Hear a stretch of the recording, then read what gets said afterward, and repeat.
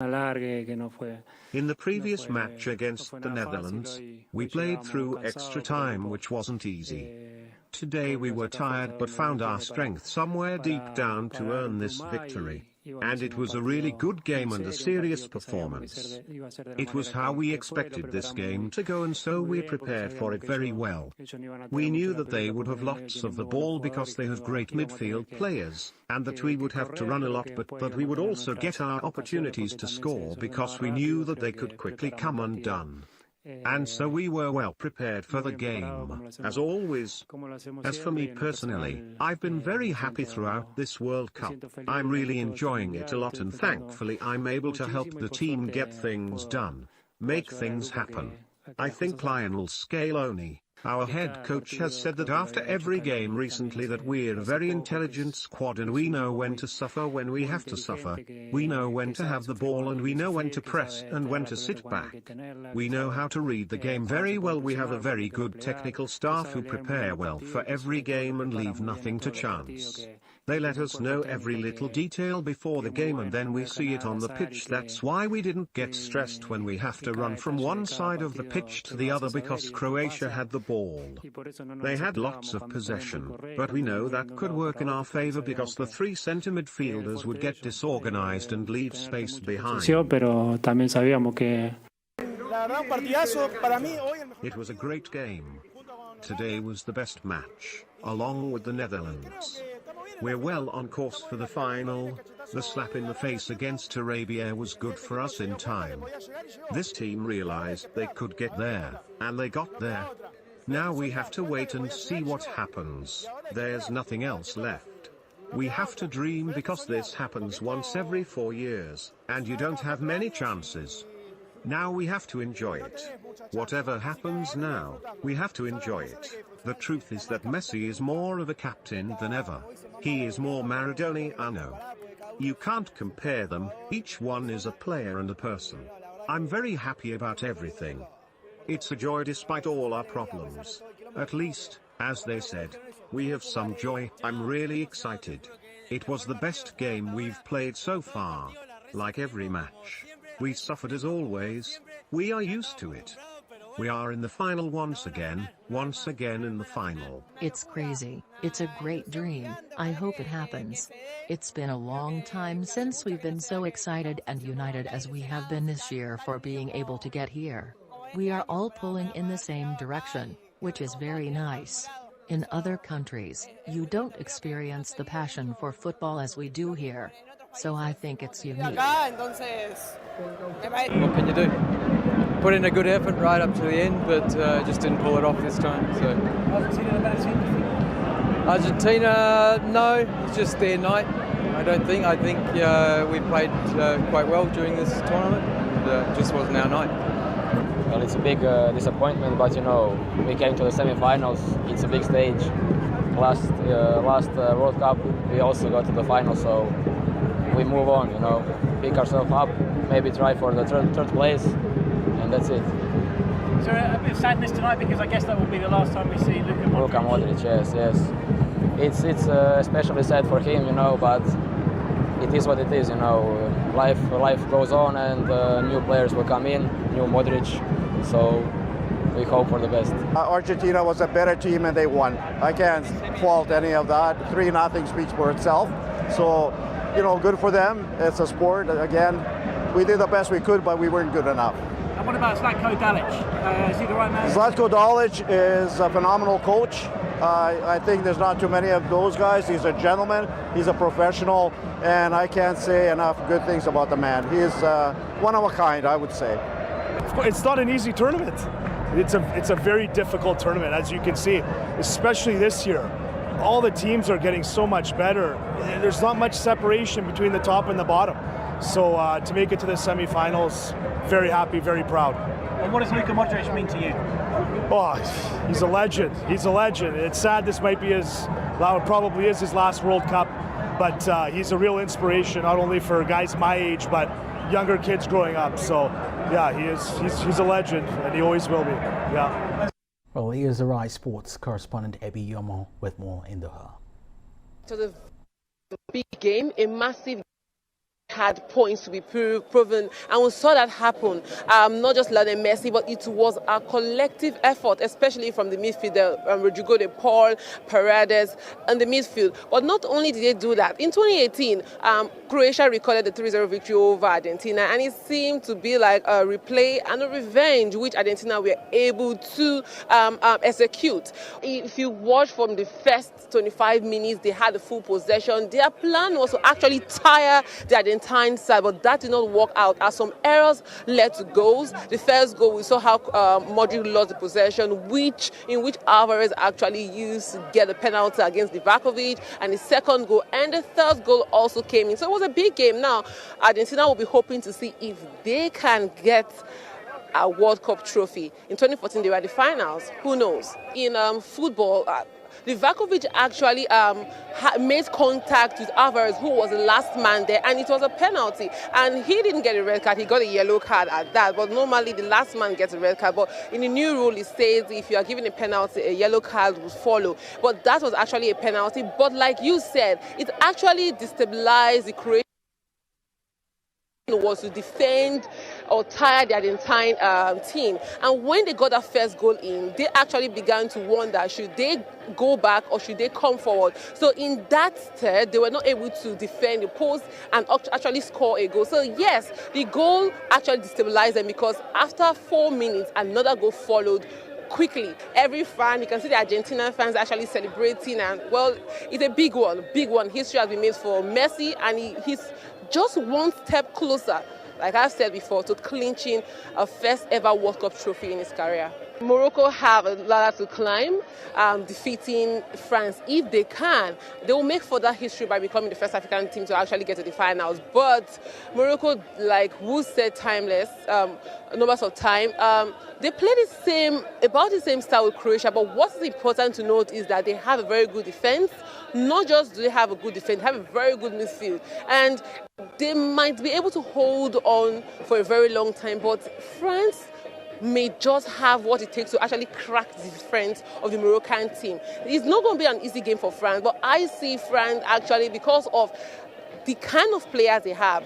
Everybody might focus on Kylian Mbappe, Olivier Giroud. There are players who could actually step up in case Mbappe does not get on the score sheet. But I see France actually scraping through and getting a victory over Morocco. It might be difficult, but the Moroccan team just, if they want to win the World Cup, or rather they want to win the game against France, they just have to put everything together, try to be a bit less defensive and try to score goals as well, because France will be firing from all cylinders. Forward to that match today. That's it for today. Up next is the morning show. To full day ahead and every moment matters. I am Kenneth Moore. Thanks for watching.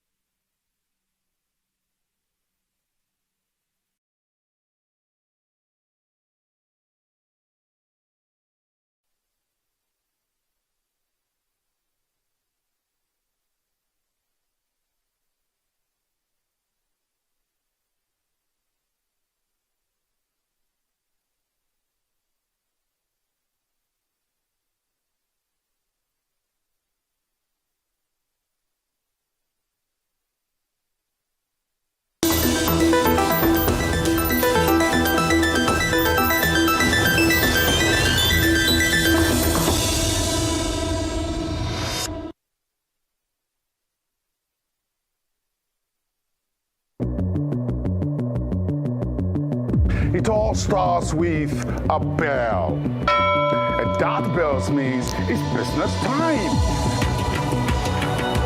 The bell rings in London, Lagos, Cairo, and Joburg, kicking off a new day of opportunities. New ideas being born and bought, deals being done, big global players winning big or losing it all. IPOs, mergers, takeovers, stocks, bonds, and commodities. In the business world, the winner takes the spoils. In the business day, every moment matters. Trust us to be your guide to the highs and lows of the global marketplace. We will round up the business day with up, what's down, the bears and the bulls, and what to watch out for. This is Arise Exchange.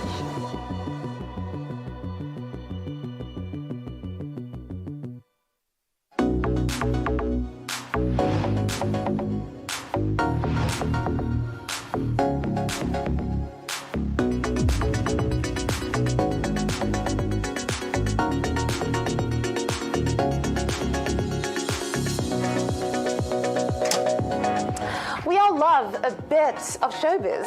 If it's happening in the world of entertainment, you'll be hearing about it here.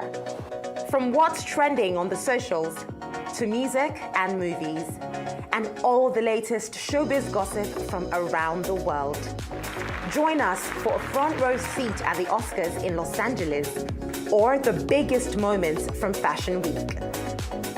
It's fun, it's fresh, and it's packed full of all the entertainment news you need to know. You heard it here first. I'm Kachi Ofia, and this is Arise 360, where every culture matters.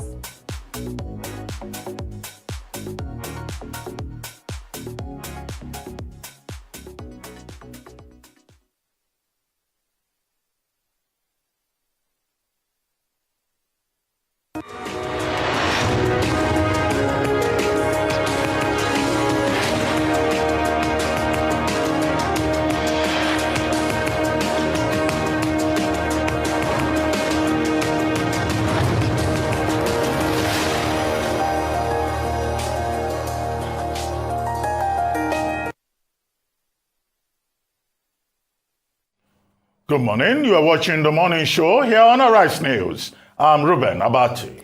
I'm Ayo Mairo Ese. I'm Rafai Senior. We've got a great show lined up for you for the next 3 hours. So sit back, relax, and let's get excited because the morning show begins right now.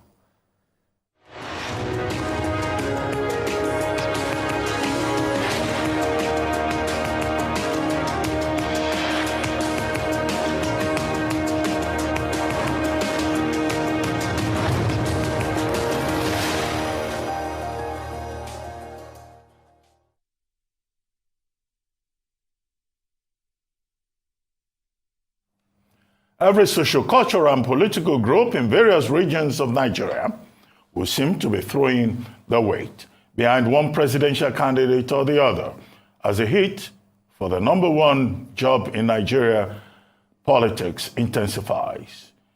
A northern group named Northern Awareness Initiative, led by Professor Usman Yusuf, former chairman of the National Health Insurance Scheme, NHIS, has condemned the ruling All Progressive Congress's attempt to retain power in 2023.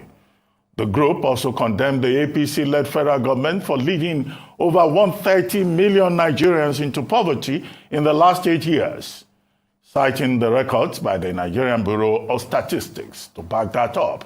They further mentioned the neglect of 20 million out of school children, and also the failure of the federal government to tackle the challenge of insecurity in the country. The group lamented that the North has nothing to show for the 8 years of the APC administration, despite the numbers the region pulled for the ruling party to emerge victorious in the last election. Joining us on this show later this morning to discuss the position of that northern group is Honorable Musa Sakin Ada, a member of the Federal House of Representatives representing Goron-Yogada constituency in Sokoto, and also the chairman, House Committee on Petroleum, Upstream. He will also be discussing the expiration of the 48-hour ultimatum given to the Nigerian National Petroleum Company Limited and oil marketers by the state security services to end fuel scarcity. Moving things along, we shall be engaging Dr. Fejiro Chinyenwoko, General Manager, Nigeria Solidarity Support Fund, and Joel Ogunshola, Technology Entrepreneur and CEO of Tech for Development. We'll be discussing ways to improve digital literacy in the health sector of Nigeria. Let's catch up on news making headlines across the globe. Mark also will give us an update on global business outlook. Our Road Sadiri updates us on Africa business activities across the continent. Aaron Akuja will be taking us through sporting activities across the globe. We'll also review today's newspaper with Rise News analyst Marlon Fenn. It's going to be all that and a whole lot more today on The Morning Show.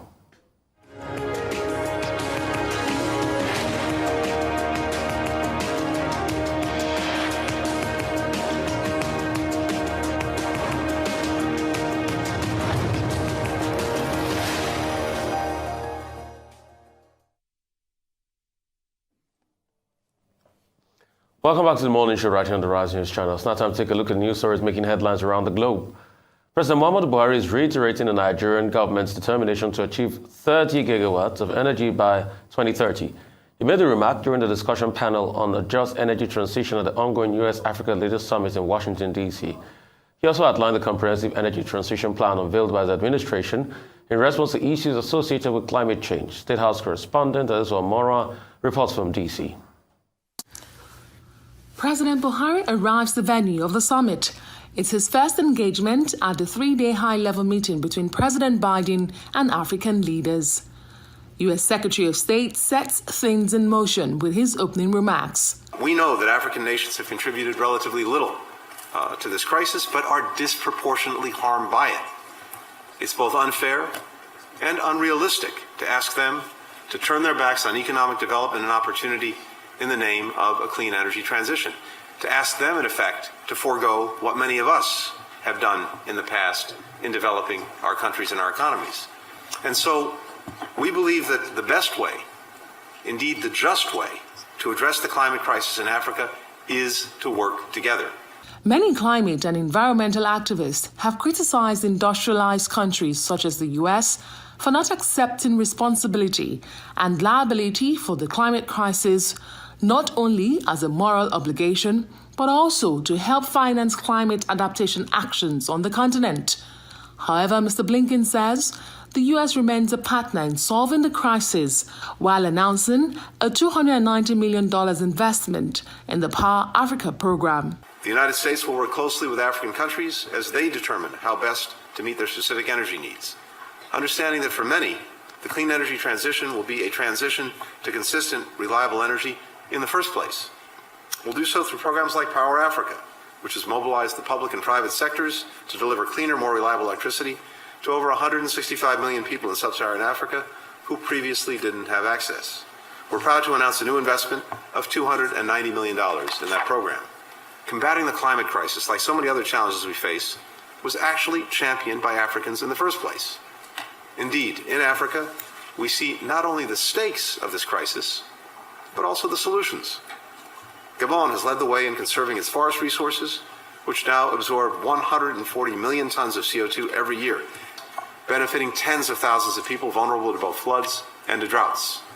Nigeria has set bold targets and robust regulations for methane reductions, the first country in Africa to do so, which could reduce air pollutants by a third and avert tens of thousands of deaths.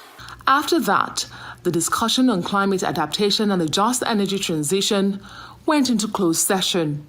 With the cameras out and press asked to leave, President Buhari's spokesperson says the president made demands from the U.S. during his submission. He asked for Nigeria to be included in the G7's climate partnership list for co-creation of a just energy transition program. He also asked for considerable financial and technical support to achieve Nigeria's ambitious vision of 30 gigawatts of energy by the year 2030 with renewable energy mix. He says the success of clean energy in Nigeria and elsewhere in Africa will need concessional, low-interest capital-led investments. Meanwhile, earlier in the day, the president received members of the Abu Dhabi Foundation. They announced the conferment of the Foundation's award on President Buhari for his efforts on peace and security. It is to reinforce the work that the President is doing, promoting a bright future for young people who must be given a future that is free of intolerance, one rich in accommodation, full of brotherliness, and also for the entire West African sub-region, that yes, sacrifices are being made by Nigeria at home and in the neighborhood, and there is a recognition of the fact that the world is watching, they're seeing what he's doing, and they're coming to say, thank you to Nigeria. Adesua Omoran, Arise News. All right, joining us on the morning show today from Washington, this is to give us more on the ongoing U.S.-Africa Leadership Summit is State House correspondent Adesua Omoran. Great to see you again, Adesua. Adesua, give us a sense of what's been happening, as regards this summit. On the sidelines, conversations about energy, conversations about climate change and all of that. Good to see you, Rufai. A lot is happening at the same time at the summit. It has also come with its own controversies. Skeptics have said that, although the U.S. tries to avoid mentioning China and Russia and others, this summit seems to be more about what China and Russia are doing on the continent, forcing the U.S. to have a summit like this coming almost a decade after the first one. But there have been a lot of engagement. But yesterday, the summit officially kicked off with the Diaspora Young Leaders, African Leaders Forum. And the highest U.S. official who spoke at any of those sessions yesterday was Vice President Kamala Harris. She's made a couple of announcements, programs the U.S. government intends to do to help the young, burgeoning population of Africa to meet the challenges of their generation. We also heard from a couple of presidents at different sessions yesterday, including President George Weah of Liberia, President Julius Bio of Sierra Leone. They made the case that there should be the enabling environment for African youths to truly become the leaders of the future they are always said to be. And of course, we heard from President Muhammadu Buhari. Well, we heard he spoke yesterday at an engagement. It was initially meant to be an open session, the climate adaptation and just energy transition. But soon after, the Secretary of State, Antony Blinken, and President Tshisekedi spoke, that session decided to become a closed door. No reason was given. Presidential spokesperson Garba Shehu issued a statement. He told us that the president emphasized on the just energy transition component of that session, which was the 7th session for the day yesterday. President Muhammadu Buhari talked about the national policy of renewable energy. Now, that policy, we do know, was adopted this year by the Federal Executive Council, and it's very ambitious. It's supposed to harness Nigeria's renewable energies in driving sustainable development across the country, 30-30-30, to have 30 gigawatts of electricity, renewable energy mix, really, by the year 2030. Rufa, you and I know that it's difficult to keep the lights on at the moment in Nigeria. Several administrations have tried. No matter how much they try, it's very difficult to have distribution, transmission of electricity to Nigerian homes and businesses, and for them to stay that way. And of course, a lot of side events also happened yesterday. There's a lot happening at the same time. I could take the whole morning to tell you what happened at the summit yesterday. All right, brilliant. Thank you very much, Adesua. One of the things we spoke about yesterday was Nigeria going with a plan, with a strategy, with a mission to this Leaders Summit, and I'm glad you've used the word ambitious when it comes to the 30-30-30 policy. So by the year 2030, generating 30 gigawatts of electricity, even though currently we're doing about 4,000 megawatts, and when we have the potential for 12,000 megawatts of electricity. I'd like you to talk to or speak to investments.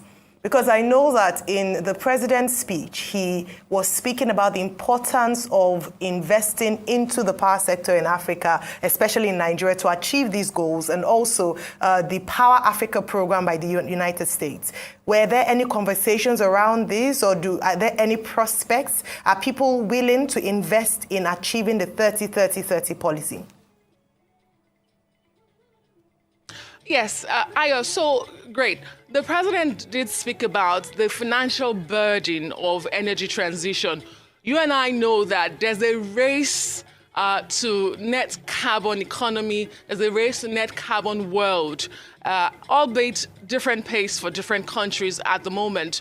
And just like Secretary of State Anthony Blinken said during his opening remarks, he says, is it really just for Africa to abandon the sort of energy they're able to generate at the moment for clean energy when they're just developing? There's been that conversation about balancing development and the race to renewable energy, especially for the African continent. What President Muhammadu Buhari was really saying yesterday is that Africa, even though it's the least contributor to this footprint, is bearing the most consequences. And we've heard over and over again how climate activists have said industrialized countries such as the US have to pay appropriately for these footprints, and so that developing countries such as Nigeria can then afford climate change adaptation actions in their country for these renewable energies. And that's what President Muhammadu Buhari was pushing for yesterday, to say the US has to come in with technical support, with financial support. Africa is not just great for its population, it's also great for its mineral resources. And I'm not talking about oil and gas. I'm talking about resources that will help build technologies for these renewable energies, such as batteries, such as wind turbines. Africa does have those resources, but how do they harness them? How do they make them, become practical? It's huge. It's a huge cost. And we do know that developing economies are struggling. What's happening on the continent is a lot of needs are struggling for the limited resources, let alone the burden, the financial burden of climate change adaptation action. And so, yes, those conversations were heard. Today is dedicated to business all through. We're expected to see a lot of MOUs signed by African CEOs and their US counterparts. There will also be an MOU on even the AFCFTA. So, yes, analysts are asking for the US to put its money where its mouth is. So it's talking great about partnering Africa in a lot of issues, shared priorities, such as climate change, peace, security, development, and all of that, infrastructure, trade, investment. But you have to show us the money. And this is what the summit is expected to achieve, Ayo. But it is too early. I cannot say if we are hearing anything concrete. I cannot say yet if there have been enough specifics for skeptics who say this is another photo opportunity. Dokwen Adesua Omorwan reporting live from America. It's good to see you. Two quick things.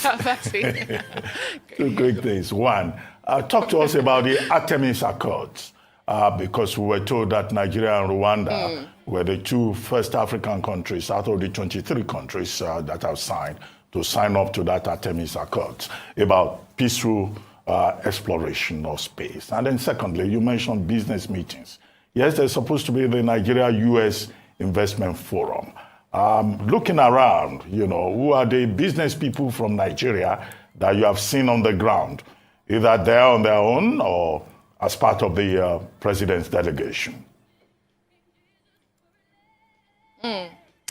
Well, Dr. Betty, great to see you as well. The Artemis Accord that was signed is the first one that is laudable for Nigeria and Rwanda, who have become the first African countries to join U.S., European allies, Japan, and the rest on that accord. It comes at a time when China is also intensifying its own, race. Everybody's going to the moon, and that's the next exploration for the world.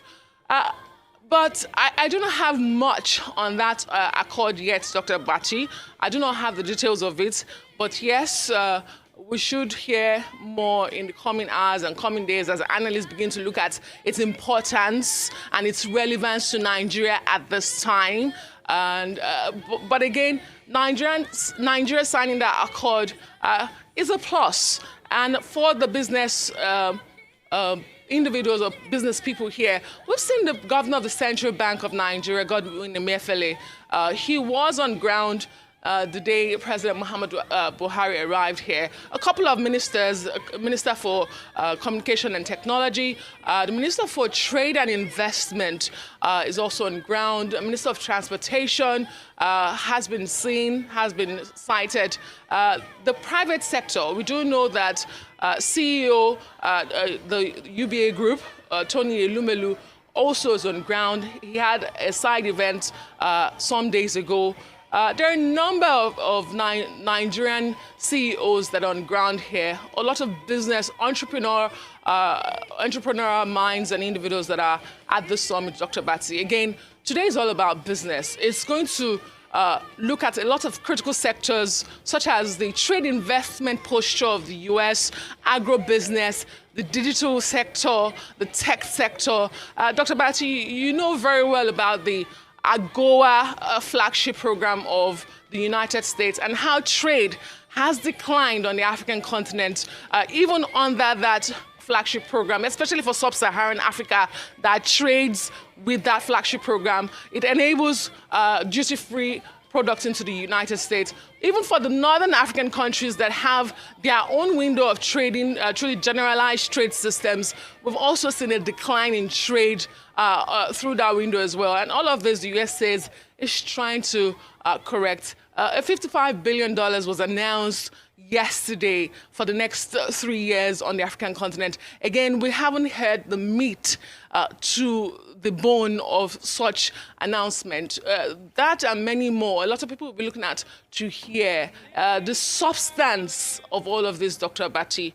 What does it mean for the African continent? What does it mean for the largest country on the continent, Nigeria?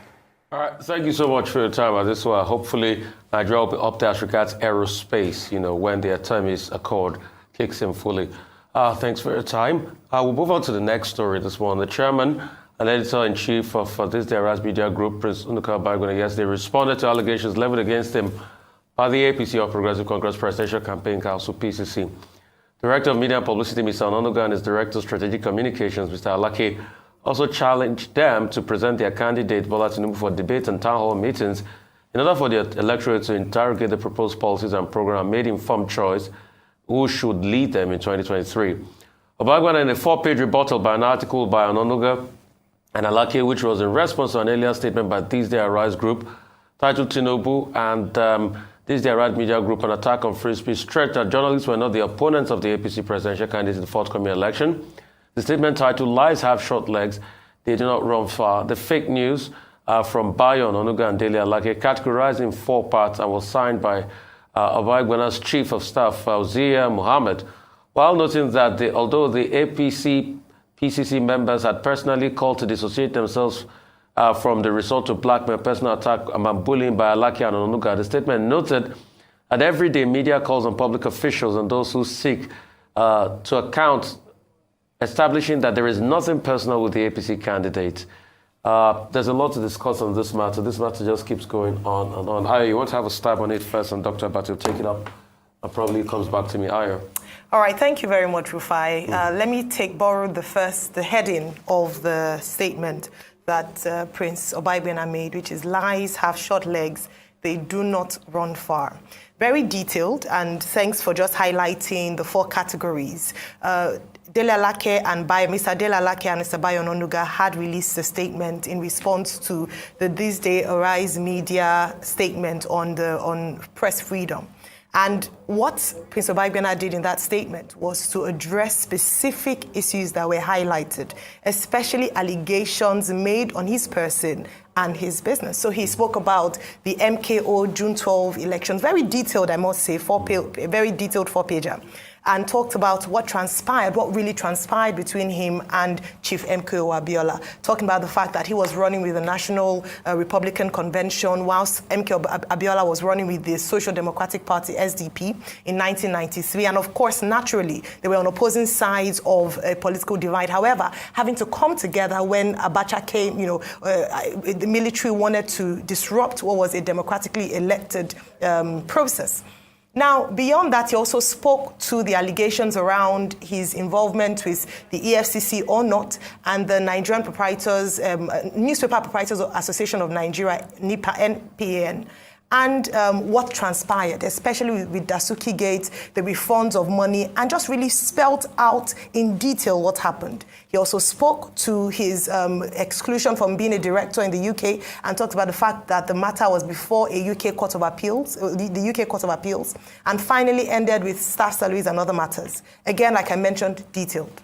Now, what I want to point out here is the difference between the statement released by Mr. Dele Alake and Mr. Bayo Ononuga and this statement released by Prince Obagbena.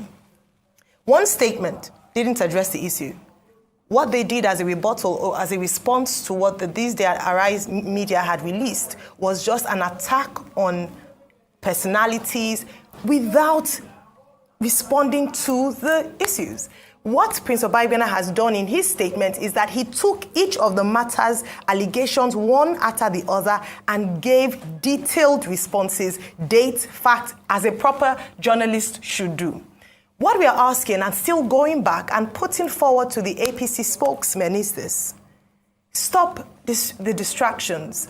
Stop seeing or putting forward the media or journalists as your enemies. We are doing what we are supposed to be doing as a fourth estate of the realm. What should be done is to support the media to ensure that we have a sound democracy in Nigeria. And still, we're still calling for you to respond. Very simple. If there are allegations made that you feel were lies, as you have said in your heading, provide a superior argument, provide facts, present your document, provide dates, respond. Don't just talk about, oh, you're evil, you're this. That's not the matter. It's a distraction from the real issues, and it is taking Nigerians for granted. Enough is enough. So what I'll be posing a challenge to them is, end this, respond.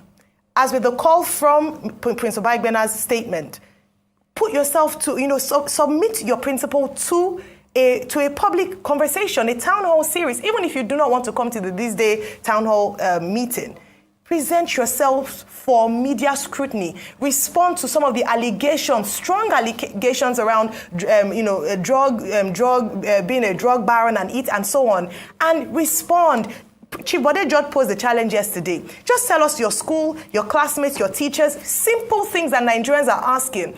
If you're unable to do this before election, if your principal becomes president, is this what we're going to be facing? Whereby we ask questions and you determine whether or not you want to respond or whether you deem it fit to respond to Nigerians calling you. And finally, just to end on a statement or a statement in that release, journalists are not your opponents in the 2023 elections. They are not. And I believe that it's due time that their principal calls them into order and actually they begin to face the issues. Nigerians deserve better. Dr. Martin? Okay. Well, the first thing to note here is that the right of reply is a sacred principle in journalism and media practice. So I'm sure that both Mr. Dele Alake and Mr. Bayo Ononuga, who accused This Day Arise News of grandstanding on public morality, and who made a number of ad hominem allegations, did not expect that they would get away with their presumption or the arrogance of some of their claims. Therefore, it is in order that Mr. Obagbena, the chairman of This Day Arise group, has responded. So now we have two sides of the matter. While we cannot sit in judgment as I said the last time we discussed this, let no man be a judge in his own cause. And I'm saying that advisedly, because in the statement about public morality, the sanctimonious statement on public morality that was issued by Mr. Lake and Mr. Ononuga, my name was mentioned there. 2 paragraphs were devoted to me. At the appropriate time, I will respond to them. But the matter is as follows. So this is about the right of reply. The second issue here is that, look, you can't just attack people and think that they will keep quiet. And what are the key issues in this particular rebuttal by Prince Nduka Obagbena? He has had one to defend his reputation, that he's a man of integrity, and all those ad hominem claims by Alake and Ononuga are patently wrong. One principal point there is their own hypocrisy. Because in one of the paragraphs, the point was made about salaries, or how Prince Obagbena does not pay salaries. But the same Mr. Ononuga, who signed the statement, has been reminded that as the MD, editor-in-chief of the news, he was not paying salaries. But here in Arise News, nobody is complaining about the payment of salaries.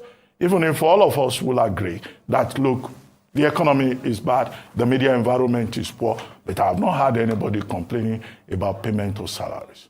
Second, they made a point about Arise News UK.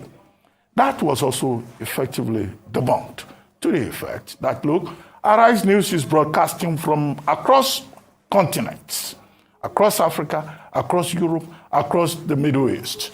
So the point was also made about EFCC and what the matter was with media owners. It wasn't just this day, the statement says, the statement clearly states that, look, at that time, every media house was asked to come and give accounts because of the support that had been provided by the Jonathan government. And that beyond all of that, whatever money that they may have returned was because there was an attack, a Boko Haram attack on the offices of this day newspaper in Abuja. And so this new government came in and thought, well, the media does not deserve any kind of support. And they asked for the money back, and it was returned. The statement also made it clear that Mr. Obagbena, was not at any time detained by the EFCC. So some of those, loud, hypocritical claims are made. I think, it's in order that, Mr. Obagbena has responded. He also made it clear that he had, contrary to the claims by Alake and Ononuga, good relationship with the late Bashorun MKO Abiola, despite the fact that he ran at some point on the platform of the NRC, the National Republican Convention in 1993. But Abiola was in the Social Democratic Party. So the full statement is available on the pages of this day newspaper today. I think pages 16 to 19. It's also available online, and people, can then look at both sides of the story. But there was one point made in that statement by the office of Obagbena, which is that, look, journalists are not the opponents in this matter.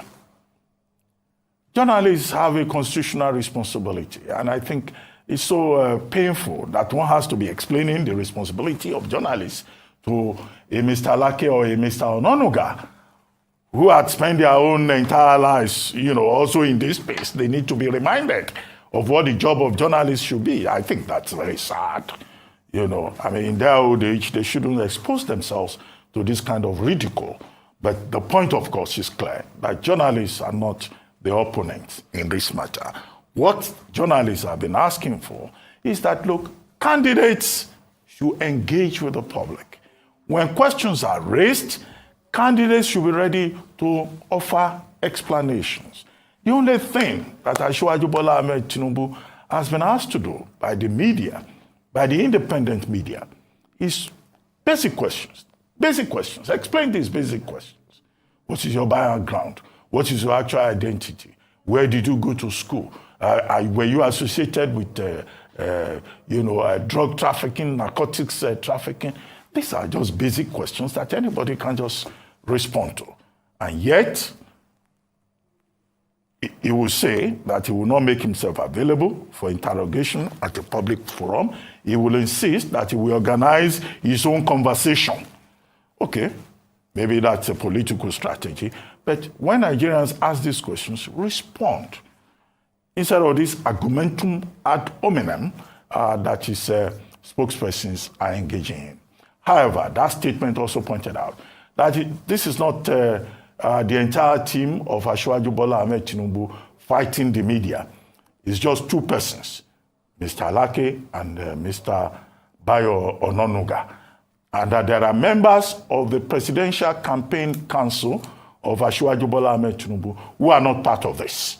That statement also made that very clear. So in other words, Asiwaju Bola Ahmed Tinubu is running a divided communications team and a tainted communication strategy. And that is why I think the candidate himself, who has been silent on this matter, will have to come forward and make it very clear where he stands in the matter.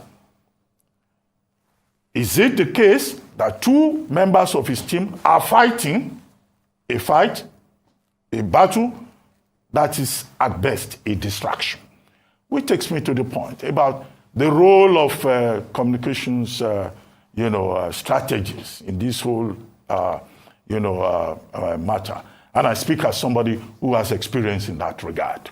And nobody can question that. The record is there. And it is as follows. That, look, when you recruit a media team, communication strategists, they are supposed to help you to make friends. The simple thing that Mr. Alake and Mr. Ononuga have done, in my view, is to make enemies for their candidates and to divert the message. Bola Tinubu wants to be president of Nigeria. Can they stay on the message instead of fighting people and looking for enemies and compromising the campaign process and sabotaging the campaign? The third point is as follows. The government of Nigeria, either it is INEC or the National Security Advisor, had always said, look, people should just obey the law. There is an Electoral Act 2022 that talks about violations, abusive language, heating up the polity, causing unnecessary problems. Sections 91, 92, 93 of that Electoral Act will seem to refer. I think it's beginning to get to a point now where the National Security Advisor may have the need to summon a meeting of communication strategies in all these political parties and surrogates, those that are referred to as surrogates, who are causing problems by just heating up the polity, causing a distraction. Can we all just focus on the issues, on the themes? Mr. Alake and Mr. Ononuga are better off putting their energy to this is what Tinubu wants to do, this is what he wants to achieve. I mean, we want to hear that. But going about abusing people and, just diverting attention from the substance, I think is counterproductive. And Asiwaju Bola Ahmed Tinubu himself should take ownership of his own campaign and know what advice is useful to him as this process continues. Because there will be a day when all the persons who are abusing people all over the place will get their full comeuppance. Now, as for the attacks on Ruben Abati in 2 paragraphs, well, Yoruba culture does not allow younger people to insult older people. But there is this popular saying, as you will attest to, where you want to get angry with an older person, you say, excuse me, sir, Agbayani, sir. This is the kind of contest that is here, because, what is all that point? I've never been convicted anywhere. I've never committed any crime anywhere. I've never stolen anybody's money. The Nigerian state has a responsibility to investigate anybody, and when they investigate, it's up to them. And the people who are saying Ruben Abati was detained, some of them, at least one of them ran away at a point from the law. Another person had also been detained, but we don't need to go into all of that. And then, attacking Buruji Kashamu, who died in 2020, God bless his memory, there's no record anywhere that Buruji Kashamu was ever convicted. And if they have the record, well, I'm sure that, the executors of the Kashamu estate, are in a position, to take them on. And that's a very cheap shot. When a man is dead, you don't kick him. I mean, that's the whole point in Sophocles' Ajax and even in African tradition. So what kind of cheap shot is that? And how is it an offense, really, for a journalist to go into politics? Okay? And they say, oh, he's a card-carrying member of a People's Democratic Party. Well, both of them will have to produce that card as evidence, because you can't just make claims against people. But I'm constrained to attack, older persons, who are fathers, grandfathers, who have to conduct themselves, with considerable respect. But they've been challenged by Prince Obaigbena, and they've been asked to provide proof of some of their claims. But I think it's getting to a point, I will close on that note, that the National Security Advisor has to step in and call people who are just heating up the polity unnecessarily, either in the media space or on social media, to tell them, look, can we focus on the issues, as the law says? And Asiwaju Bola Ahmed Tinubu should realize that in this matter, the buck stops at his desk. He should call his team to order. It has to be said. I think we have 4 minutes, but if I had 10, I would have expatiated expansively, but it has to be said. And I think I sound like a broken record player when we repeat this. We've got nothing against Asiwaju Bola Ahmed Tinubu. All we want is he should come and talk to the Nigerian people. In fact, I read through his manifesto, and I aligned over 40 different questions I would like to ask him. Let's talk the issues. Why are his surrogates letting him not attend the media engagements? What does he have to fear? We'd like to ask questions about how he made his money. He said he made his money through inherited real estate. Who gave him the real estate? Because I remember one of his surrogates also talked about, him being homeschooled because of the challenges growing up. We just want to ask questions about character. We just want to ask questions in his manifesto about the agricultural board he wants to bring back. We just want to ask questions about what schools did he go to.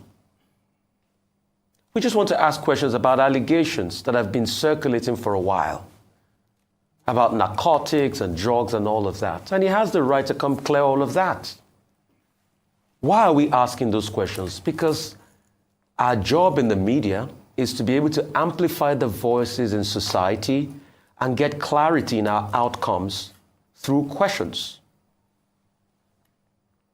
And please, Mr.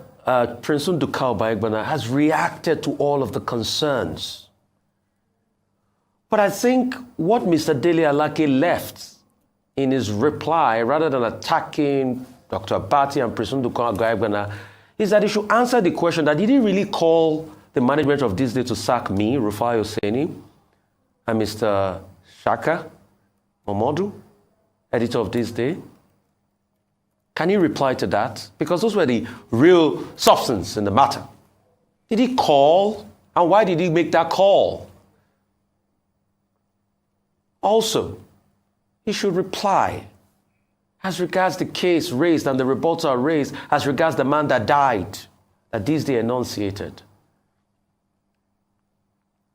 And please, we give every candidate a fair chance here.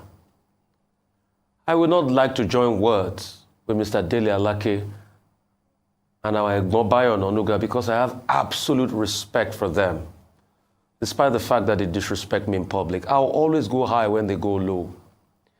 Yesterday, Mr. Dele Alake went on a platform and took a couple of minutes to still attack and abuse Dr. Abati and I, discrediting us, saying we are not journalists because we make empirical analysis on air. Mr. Dele Alake, you're supposed to be a mentor to all of us all. We look up to people like you and Mr. Bayo Onuga.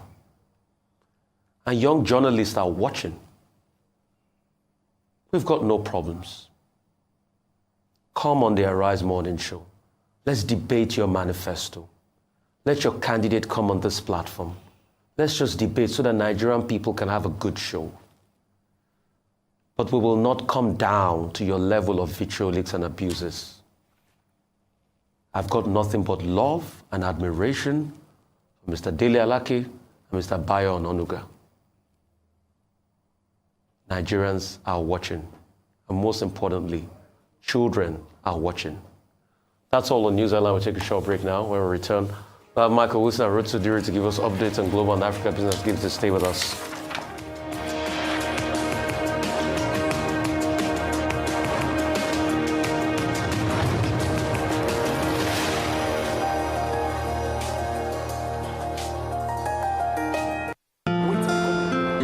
I've been running my business on my own, trying my best to get it to the next level, but I really need some help to get ahead. I know just what to do, I'll vote it for my loans, overdraft, step by step to my dream business we vote. Vote is the answer. Salary earners, entrepreneurs, get your loans with no collateral. Hey. Vote is the answer. Quick sign up, zero paperwork, step by step to your dream business we vote. By Polaris Bank. Vault is available to individuals, SMEs, and corporate customers. Download Vault by Polaris Bank from the Google Play Store or Apple App Store to get started today. Vault is the answer.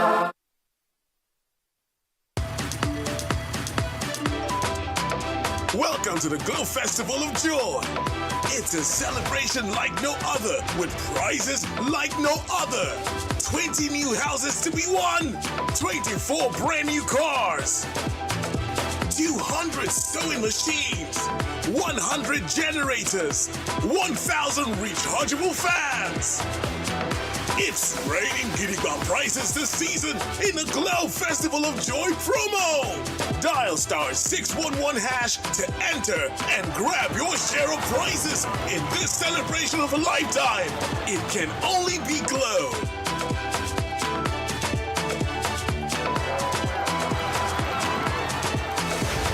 Glow Festival of Joy promo. Dial *611# now.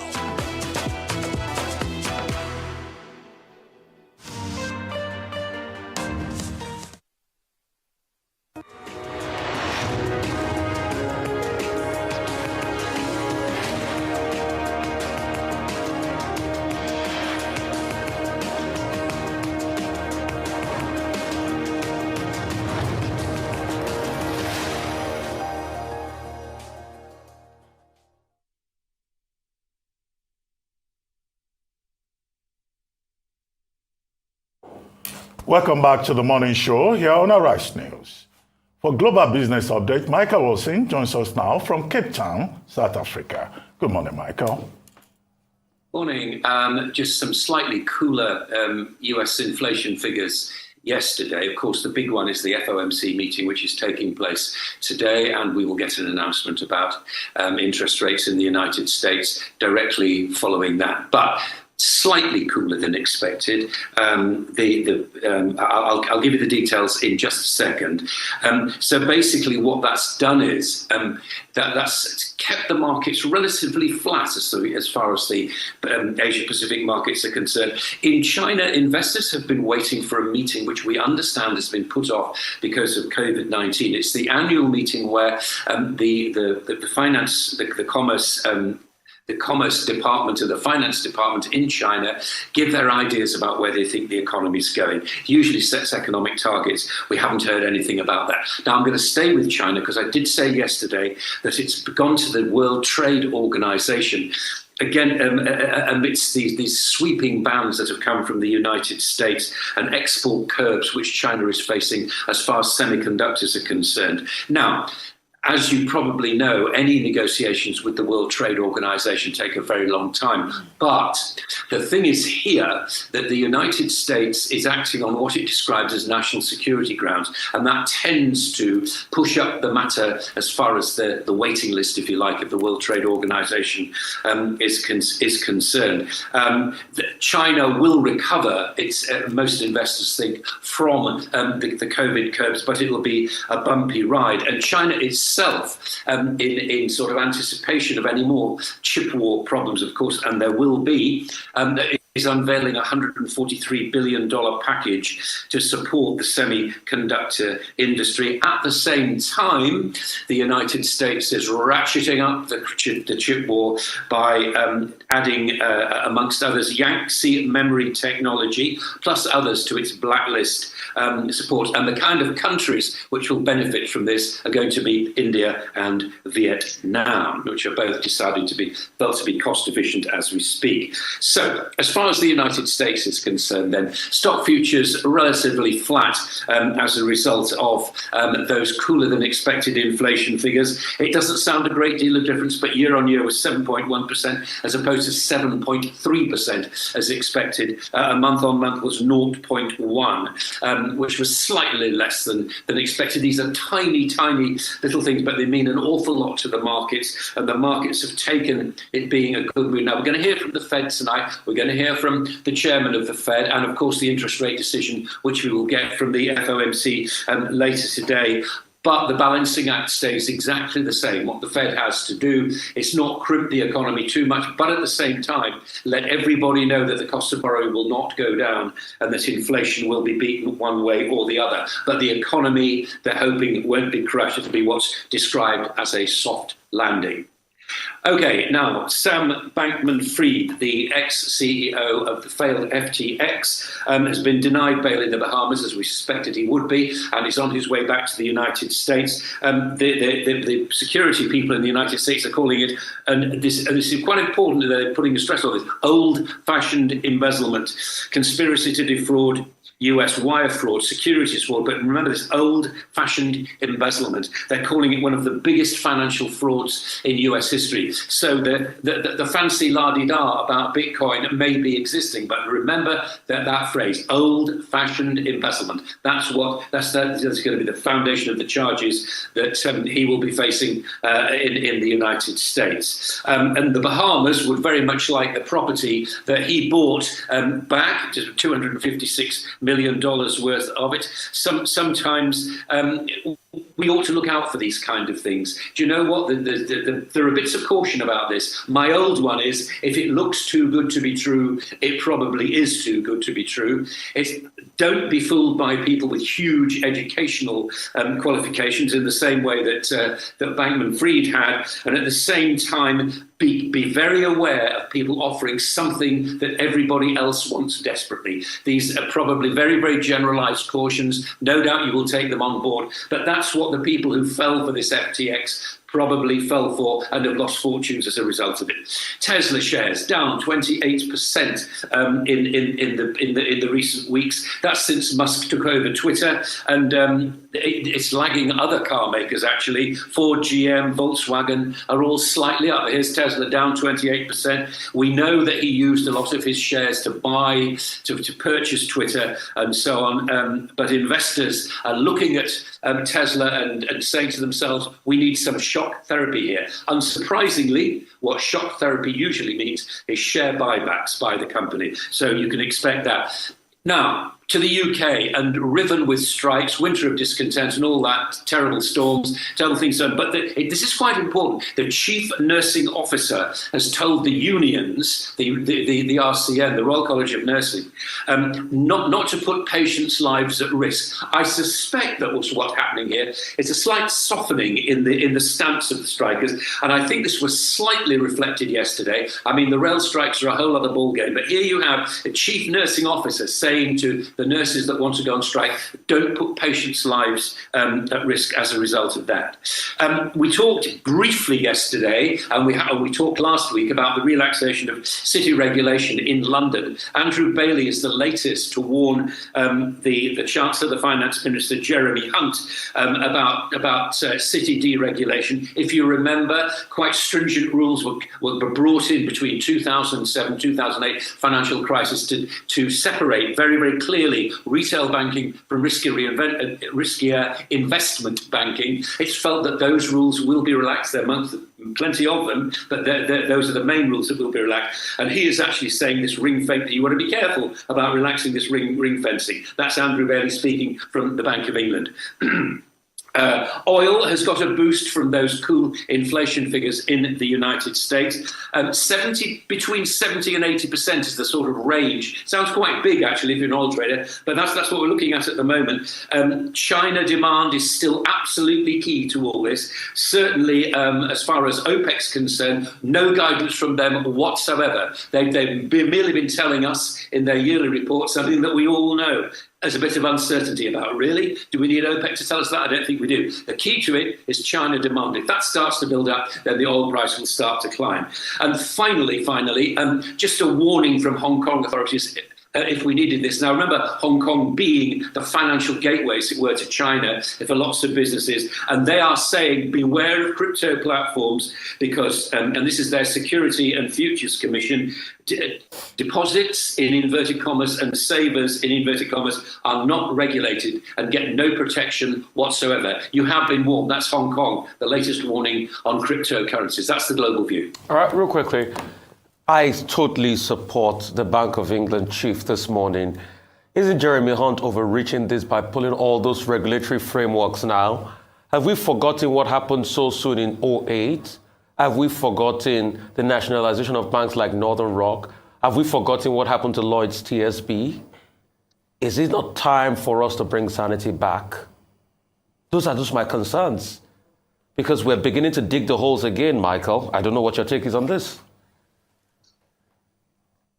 Yeah, I do. I share your concerns completely. I mean, even bigger, I think, if I may say so, Rubai, is that I worry, as I said yesterday, there is now a generation of people working in the city with their fingers on those buttons who have no conception of what it was like in 2000 and 2008, let alone the crash and all the rest of it. During that financial crisis, as you quite rightly say, a lot of taxpayers' money was burnt to protect the banks. Some of the banks went bust, some of the American banks went bust as well. And I do feel as though there is a lack of experience operating. I can see that politicians want to open up, as they put it, the bigger transparency, less regulation, Big Bang 2, and all the rest of it in the city. I can't help feeling that those same mistakes are going to be made again because fear and greed never go away, do they? All right, thanks, Michael. Really worrying the fact that nurses, 100,000 nurses, potentially 100,000 nurses in the UK would be walking out on an industrial strike come Thursday.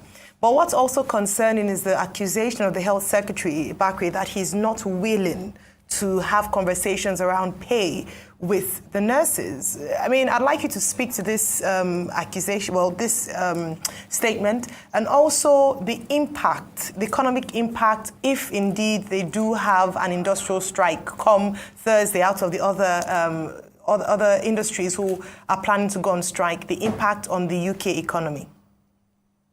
I'm not sure what impact the nurses' strike would have on the UK economy. I know this is supposed to be a business section. I merely raised it because it's all part of the so-called industrial action that the government is having to face right now. I think, and I can't speak for the Health Secretary, all I would say is that the nursing, the RCN, these are the people, the Royal College of Nursing, these are the people calling the strike, have actually said they want to negotiate about money, they want to negotiate about wages. And when they see train drivers who earn median range of £50,000 a year, and nurses' median range is £32,000 a year, the nurses quite rightly ask themselves, so who's got the harder job? The man sitting in his warm train cab or us bustling around wards, particularly with the re-advent possibly of COVID-19 and all the normal strains that the National Health Service has to face in the winter.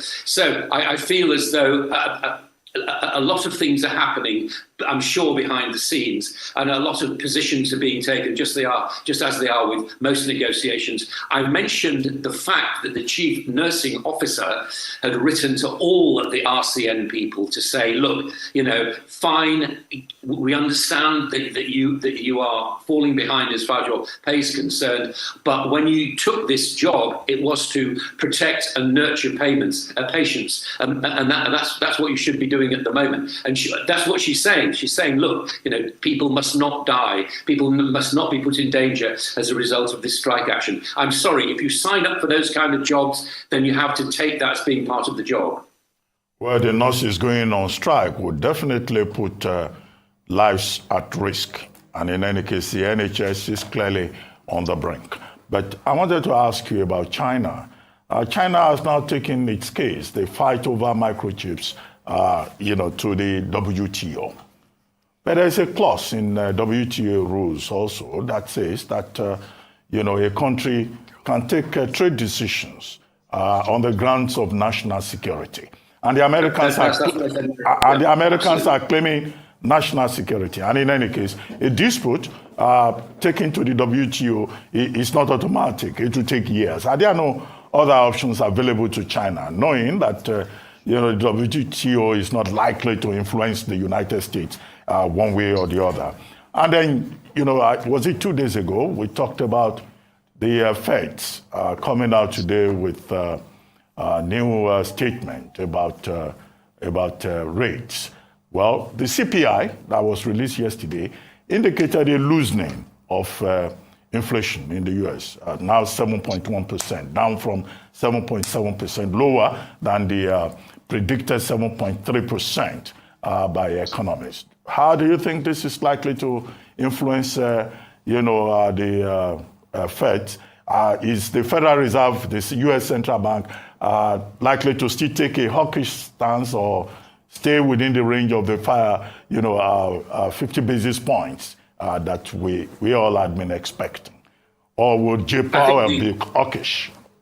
I think what I think will interest most everybody about this is not so much the decision, which is pretty well nailed on to be 0.5%. And so these figures apparently show a bit of cooling in inflation. I mean, they're not huge, are they? 7.1 as opposed to 7.3% expected year on year. I mean, I get the fact it's a big economy, and I get the fact that within that there are billions of dollars, but at the same time, all it says to me is the Fed still has work to do. It's got to get inflation down, and it's got to convince investors, and it's got to convince everybody that it is not going to crush the economy as a result of that. That is the job. The job has not changed. I would be more interested, not so much, and the interest rate rise is interesting, much more interesting, I think, are going to be Jay Powell's comments after the FOMC meeting, which will give his view on where he thinks the US economy is actually going.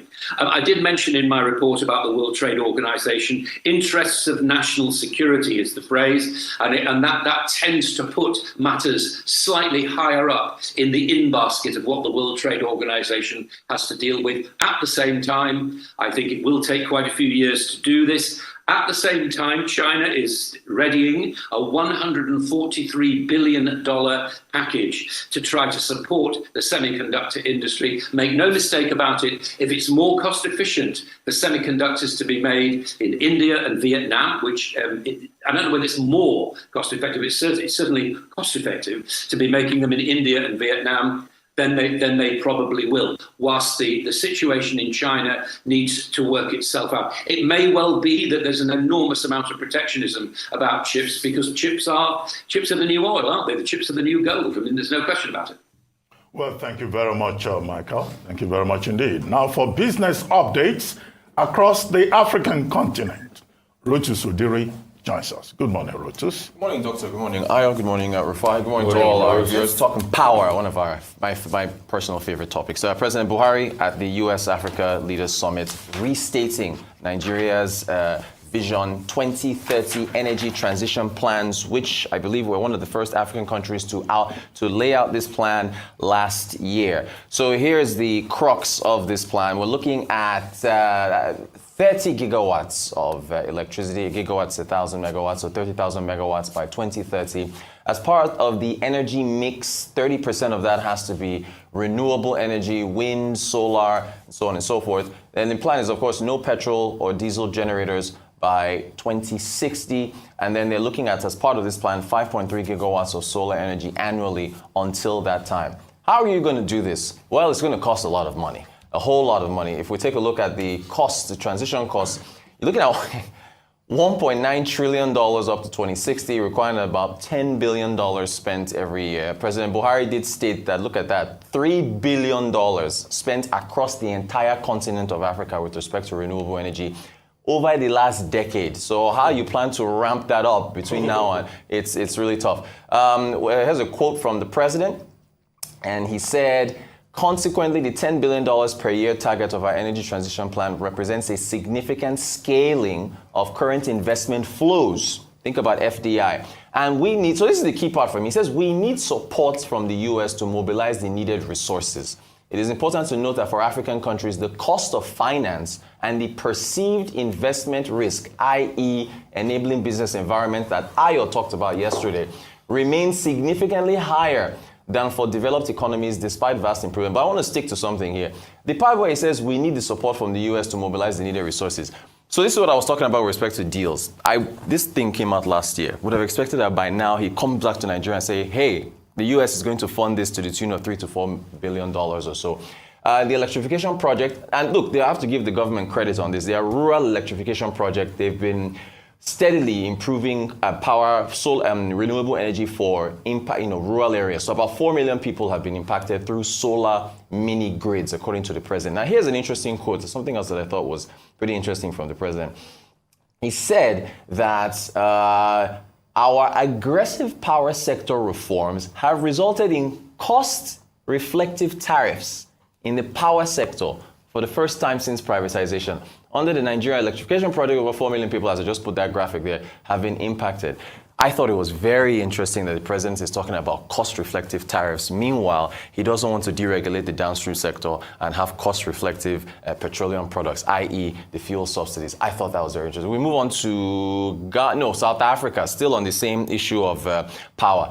Statistics South Africa, that is the statistics agency, the Department of Statistics for South Africa that gives you inflation, GDP, and so on.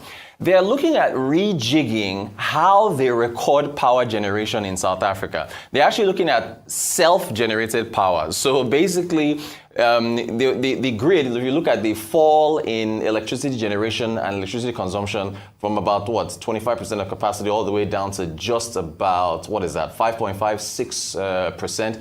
Pretty low. So they want to, since the grid is not generating any power, they're looking at, okay, let's add, self-generating power to our stats in order to see what the numbers say. And then Ghana yesterday completed the, state staff level support, staff level approval has been given from the International Monetary Fund for the $3 billion that we've been talking about so long. Here's the Ghana mission chief from the IMF, Mr. Stefan Rudant.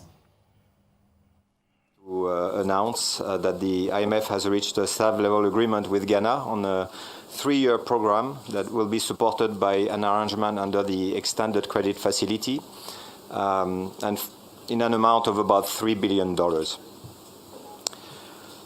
Let me add that the agreement is subject to approval by the IMF management as well as the IMF executive board in the period ahead, contingent on receiving financing assurances from Ghana's partners and creditors. The Ghanaian authorities have committed to a wide-ranging economic reform program which builds on the government's post-COVID-19 program for economic growth, the PCPEG, and a program that tackles the deep challenges facing the country. All right, and that's our update for Africa. All right, thanks, Rotus. We had quite a robust conversation earlier today on the US-Africa Leaders Summit, especially with the president's speech around 30-30-30, and of course, a number of conversations have risen around that. In your report, you talked about the fact that we would have to meet the target, would have to generate about 5 gig of electricity annually. And that's just solar. Just solar. According to the International Energy Agency, they actually said that Nigeria would only be able to produce 1 gig in 5 years. So already that puts a big question mark. And when we were speaking this morning, we used the term ambitious to describe. It's a great plan, really great. And if we could achieve that, imagine by 2060, no petrol generators in Nigeria. That is heaven. That's what we're looking forward to. Unfortunately, analysts are not optimistic about the president's plans, because what's on ground is not convincing enough to believe that we will be able to achieve. So it's not enough to make statements, give speeches like this, and talk about how we are heading towards achieving that without a clear plan and demonstrable ways that you have put in place to achieve that. There are policies that have been implemented. We know you talked about the Rural Electrification Agency. Their MD recently talked about the fact that they have had applications towards the mini grids. However, unfortunately, many of them do not meet the criteria. So we need capacity building in that industry. So it's multi-pronged. That for this to work, for us to achieve, the 30-30-30 policy, there are a number of policies that must work. And then just going to the IMF and Ghana deal, right, could put it that way. I'd like to know what are the conditions for Ghana, because that's a big, it's not about celebrating $3 billion, but what are the conditions? And many people have talked about IMF conditions being very stringent. What are the conditions? I know it's going to be. Okay. Let me start with Ghana. Okay.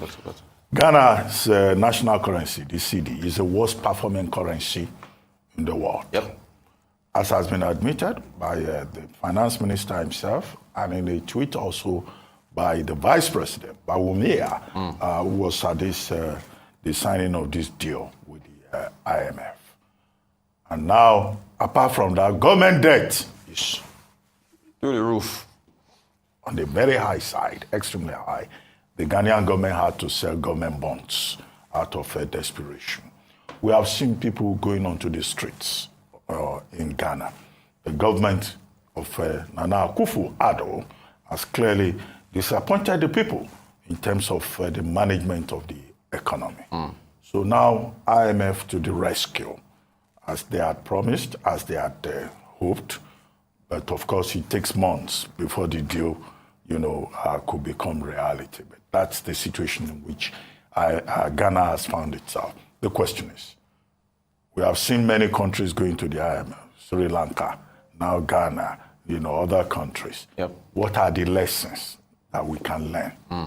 Is Nigeria in a similarly precarious situation, or are we heading in that direction? Are there steps that can be taken to prevent a situation? The only good news coming out of Ghana is that I have not heard that some people have placed adverts to congratulate Nana Akufo-Addo for getting the IMF. That has happened in Malawi. In Malawi. I hope such a ridiculous thing will not happen in Ghana, because it's an indictment, of Akufo-Addo's own economic management skills. And maybe perhaps, his party will get the result in the next general elections in that country. The second thing, President Buhari, nice speech. He made all the right noises in that statement about just energy transition. But we're looking at 30-30-30, right? Whatever. By that time, many people will not even remember the Buhari government. So whatever commitment he has expressed will be determined by the sustainability of those ideas. And that will be in the future. A government that is leaving is not in a position to make promises. But it's good to go to an international engagement and make all these promises. More so, as the Americans have pledged $290 million for the Power Africa project. And then there were some other things that came out of that meeting yesterday. Starlink, some special digital achievement inside Nigeria. And then the deal with Rwanda. Where is that? Because Minister of Communications was talking about that. And then this cost-reflective tariffs. The managers of the discourse, they are even saying that the tariffs are not cost-reflective enough. So, but it's good to say the right things before an international audience. So, you see, when I talk again, people will say I'm talking. And then you start trending. I like facts. You're still trending. This thing is not a big deal. Yeah. This approach to it will not work. It's not government that will bring about this growth of 30 gigawatts. It can't do it. That money, it will be a tall order. You need to be able to liberalize the sector in such a way that investors can come in and invest in the sector with cost-reflective tariff. And that's why I was shocked when it said cost-reflective tariff, where? And help us grow the system. Because nobody's going to give you this point something trillion. And also, hope you know that there's something called variation of contracts. Yep. The cost will increase. This 1.7 cannot be the cost in the next 30 years. It's 2060. And it's even fall flat on its feet. This, what is it called, idea is not even ambitious enough. There's no well thought through plan as regards, let me move to you. In 2009, Bangladesh had 5 gigawatts. Today, Bangladesh is doing 25 gigawatts. 2009 to this time. How long did it take Bangladesh? Calculate 2009 to this time. Just a little over a decade. A little over a decade. Yeah. So why are we waiting till 2060 to get 30 gigawatts when Bangladesh moved from 5 gigawatts in 2009 to 25 gigawatts now? And they are still ramping up. The only reason why Bangladesh has slowed down, and you can go and check this data out there, it's empirical. Why Bangladesh has slowed down is because, the cost of diesel and other power plants have increased because of the Russia-Ukrainian war. And they are slowing down because they want to keep their reserves, so they are not spending money on these energy inputs. But if Bangladesh can do it in that time, why can't we do it even more than that? So let's go and check what they did there to be able to ramp up. You see, these things are not rocket science. Still the Siemens deal. Don't forget the Siemens deal. They are not rocket science. So we just like to deceive ourselves. Now we have been given another ambitious goal that we'll be dealing with at 2060 will not get power. These things are not a big deal. Rotus, it is sad that we're still talking about this now. We built Ijora Power Station in the 20s. As at that time, unit charge of electricity was 8 pence. So Ijora Power Station built over 100 years ago. We've not been able to ramp up. Let's go. I don't want to talk. If I talk again, they will say I've started Start again. trending. Let's go. Let's move on. Thank you so much. Thank you. Thank you. We'll take a short break now. Thank you, Rotus. And when we return, we'll be talking to Honorable Musa Sakin Ada, a member of the Federal House of Representatives for Goron-Yogada constituency, Sokoto State, and Chairman, House Committee on Petroleum Upstream. Stay with us. We'll be right back.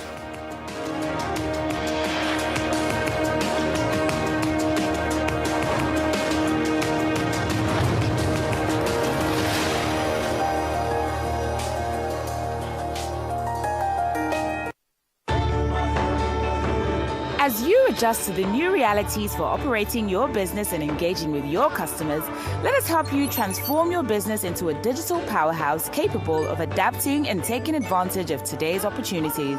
With our best-in-class array of digital solutions, you can conduct your business, receive payments from your customers, and perform transactions quickly, safely, and conveniently, because we've got you covered with the right people, technology, and service offerings.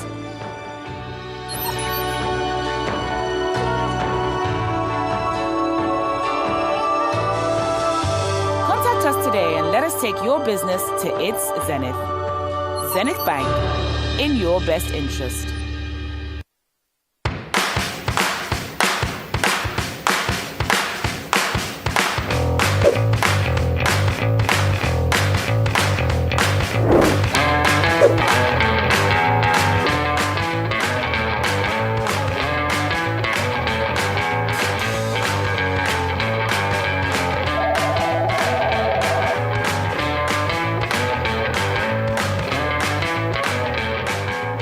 Patricia, crypto made easy.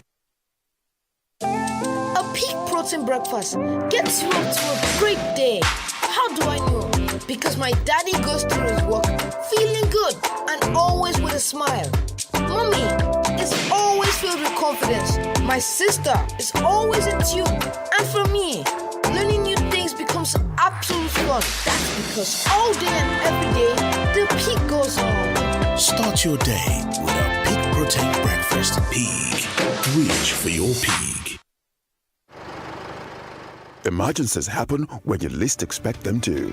It gets worse when you are cash trapped. No need to despair. First Advance has you covered. You can get that urgent cash right now on First Advance. With First Advance, salary earners can get up to 50% of their salary. No hassles. As long as you earn a monthly salary and your salary account has been active for at least 2 months. It doesn't matter if you run a salary account with First Bank or any other bank. Just dial *894*11# or simply dial *894# on your mobile phone. What's more, when you open a First Bank salary account, you can enjoy 0 charges and free debit card issuance. Download the First mobile app on Play Store or App Store today. Log in to experience First Bank digital banking. Select loans, select First Advance, and follow the prompts to receive your loan. Don't let that urgent need get the best of you. Get First Advance now.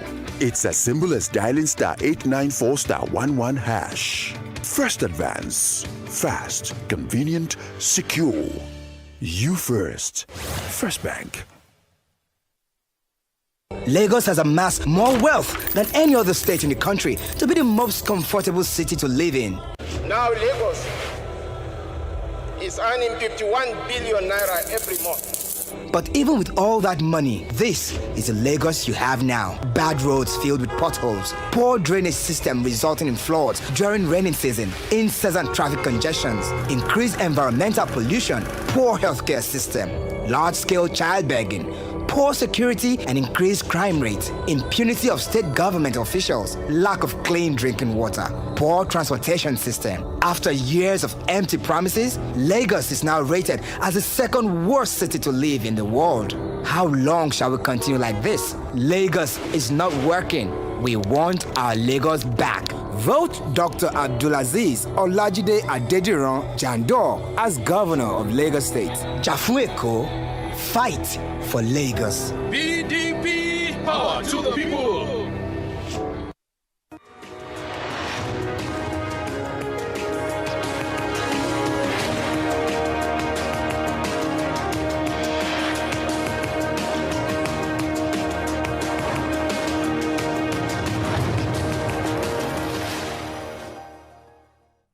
Welcome back to the Morning Show here on Arise News.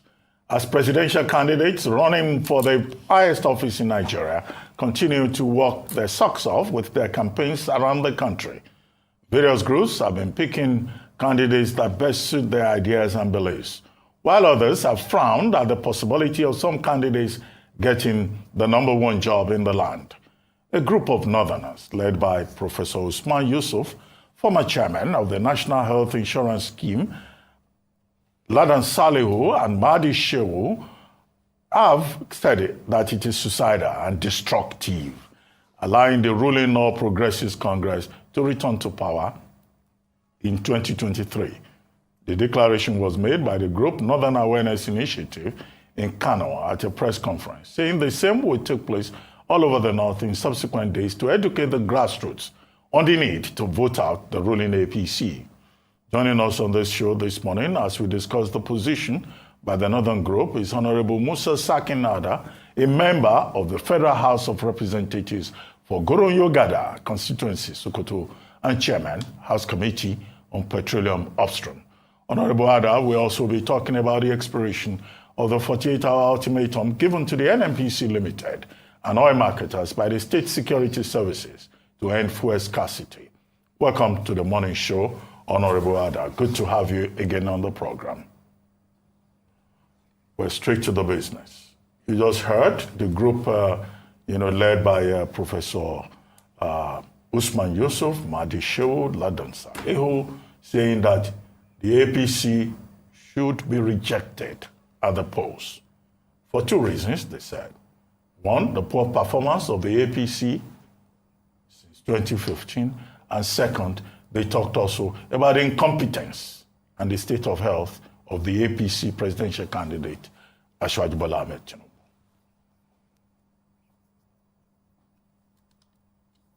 Hello, Honorable Ada. Are you there? Yes. Good morning, Dr. Hello, I'm here, Dr. Ruben. Good morning. Good morning. Good morning, Nigerians. Do you want me to respond to your questions? Yes, please go ahead.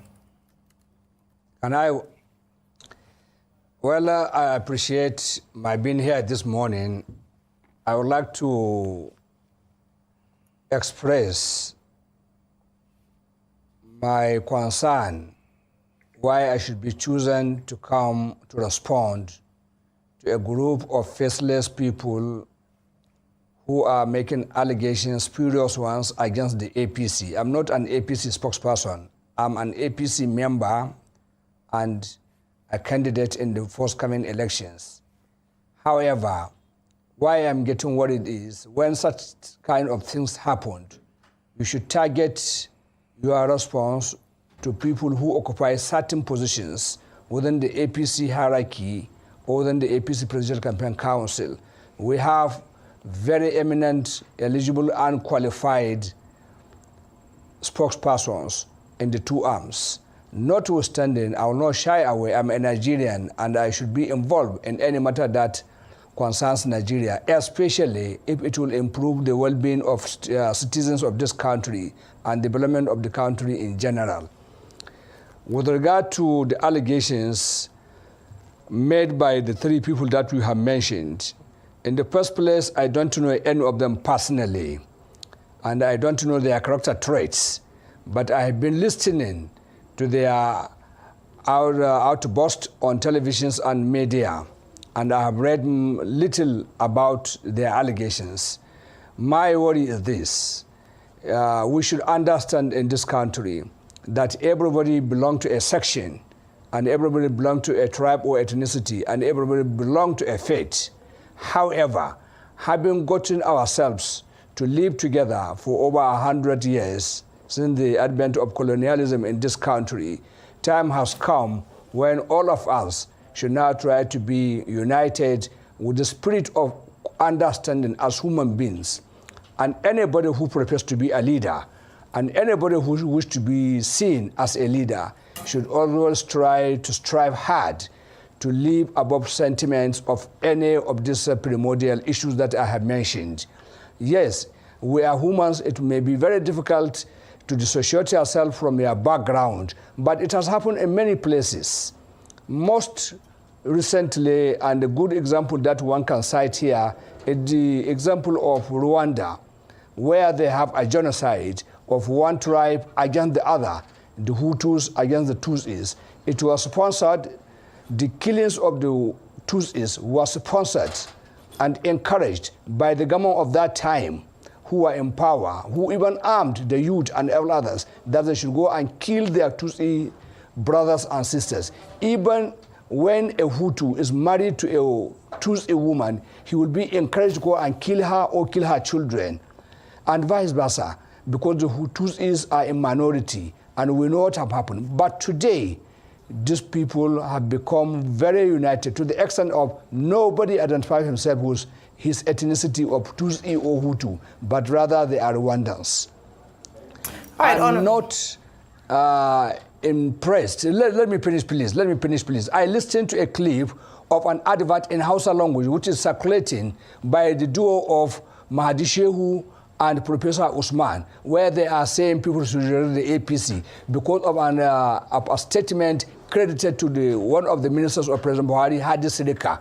Like I have said, I come to a very wrong time and wrong place to discuss an issue that is not mine. It is an issue that should be responded by somebody who is sitting on a publicity position in either the APC Campaign Council or in the APC headquarters. However, like I said, as a Nigerian, I'm giving this background because I believe in the unity of this country.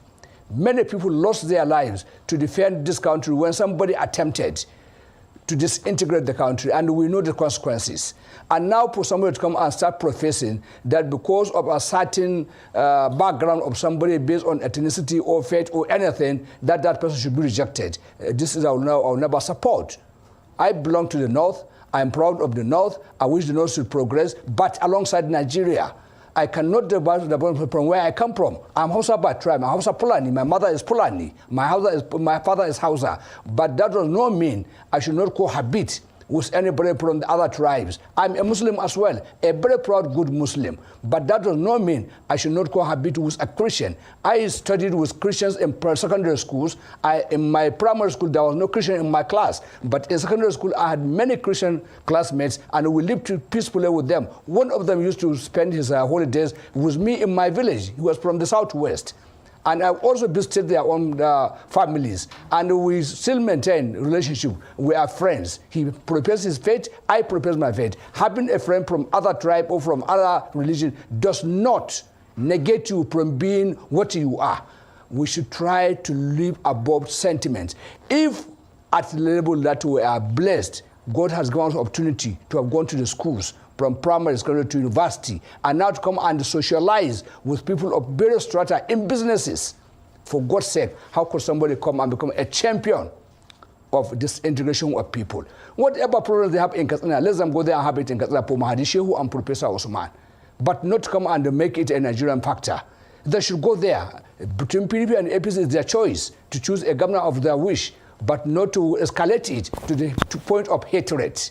To me, I don't appreciate anybody of such a standard. I don't want to join issue with any of them. Like I've told you, I don't know any of them personally. I've seen them on the pages of newspapers and on television, like they have equally seen me. None of them can say he knew me personally. And I have nothing personal against any of them. I don't want to join any issue with them. But I'm calling on them and the likes that please, whoever professes to be a leader should try to do what will unite not only Nigeria, even his own internal local community. We are leaders. Like now I come from Ghana and Goranyo, so I should go there and start saying people of APC should go against the people of PDP to live in disharmony. No, I will just go and campaign. If you believe in me, if you believe in my capacity, I have led you well and my party, come and vote for me. If you don't like me, go and vote to the person of your choice. That does not mean I will not win election, or I will, if I go and say, oh, vote for me, the other people are this and that, that will give guarantee to my election. No. Success comes not because of what you have said. Success comes by the grace of God and by the way you are known to be real.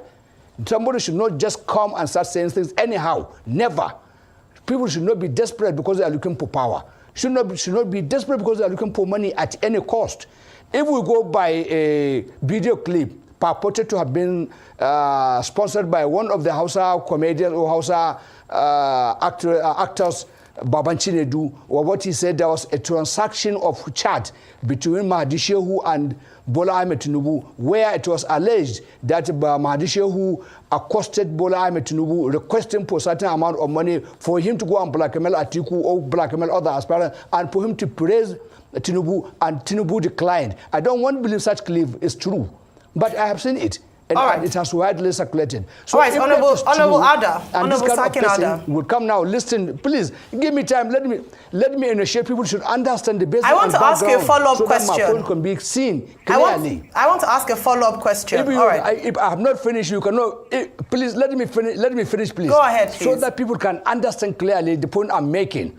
I'm not here to campaign for anybody. I'm here to say the things as they are supposed to be. I'm called here as a leader, I think. I'm not called here just to come up to be a charlatan. I'm here as a leader. I'm part of the leadership of this country, and I appreciate the privilege God has given me. And I want to utilize this opportunity to educate Nigerians to live in harmony. We have to build a nation, a very united, virile nation, before anybody can strive and become what he wants to become. We should not be living on primordial sentiments in order to promote our personal interest. We shouldn't. A leader should not do that. A leader should be courageous. A leader should be honest and sincere. Whatever comes, you should look at it at various angles. The most important, the angle that will help the country to be peaceful and to develop well. Thank you. Go ahead with the point of question. Thank you, Honorable Sakin Ada, and thanks for what you said as a leader yourself about the importance of pushing unity rather than hitting up the polity. However, in the statement, there's some issues that they speak to, and that's what I'd like to ask you as a member of the APC, and just to talk about what your party, under the candidature of the president when he was running for election, President Muhammadu Buhari, of lifting 100 million Nigerians out of poverty. What they have said as a basis for their argument as leaders is that the APC has put, under their government, the National Bureau of Statistics has released data that 130 million Nigerians are poor. They also talk about the fact that 20 million Nigerian children are currently out of school. And these are some of the things that the APC hasn't been able to handle. Well, the APC under the president, under the party of the APC. And hence the reason for saying, let us do away with the APC, because they've mismanaged the economy. They haven't fulfilled their promises. Let us move elsewhere. What's your take on that? Fantastic. In this circumstance, I will rise above what I have proposed to be. I'm a leader, I'm part of the leadership of this country. And since when this white bird appeared on my chin, I have decided I will never lie, or I will never go and defend anything that is defenseless. If that statistics have come from a government agency like NIBS, I will have to accept and believe in that. And I have to admit, yes, there's a failure in the implementation of the programs of President Muhammadu Buhari. But one thing here should be understood. President Muhammadu Buhari made appointments and assigned people portfolios and responsibilities to discharge, to go and do this.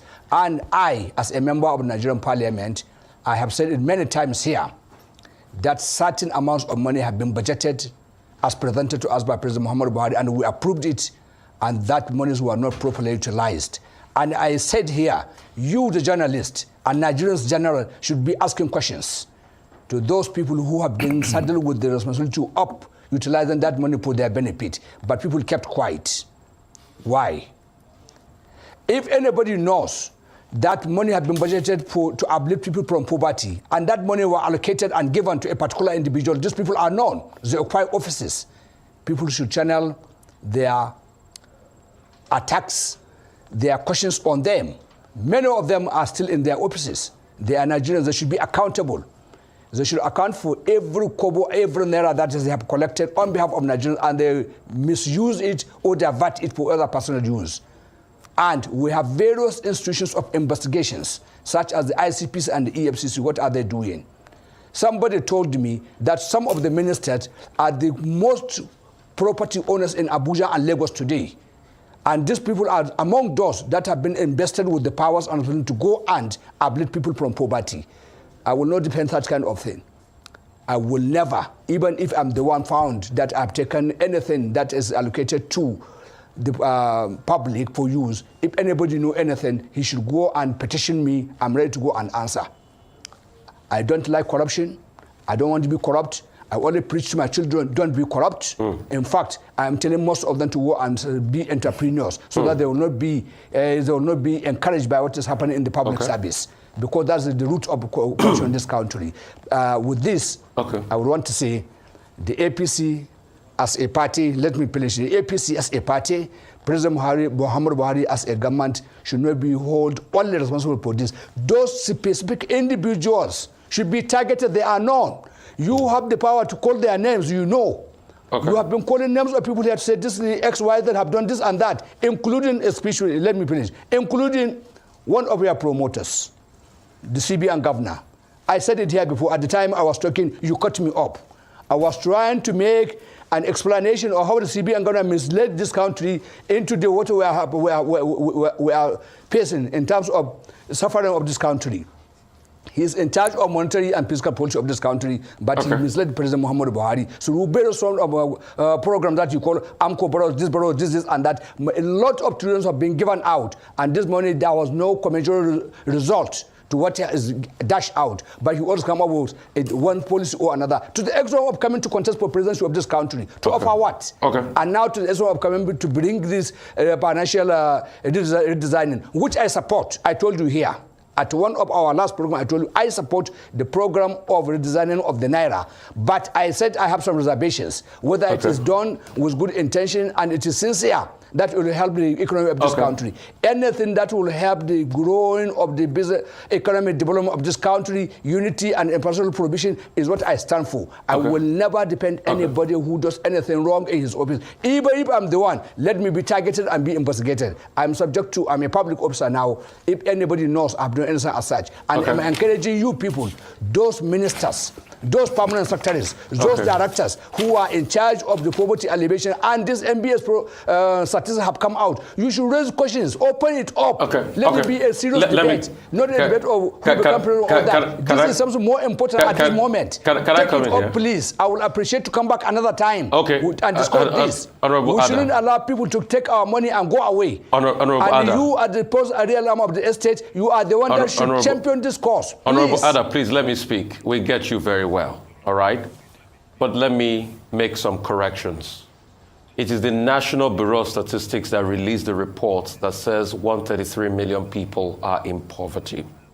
You can go and check and read and get your facts on that. Secondly, Honorable Ada, you say that we should exonerate the president from corruption. We get you. We know the Accountant General is facing corruption charges. We know other ministers, might have been fingered in corruption, like you said, but you've not given us facts as regards that. But let's deal with the fact here.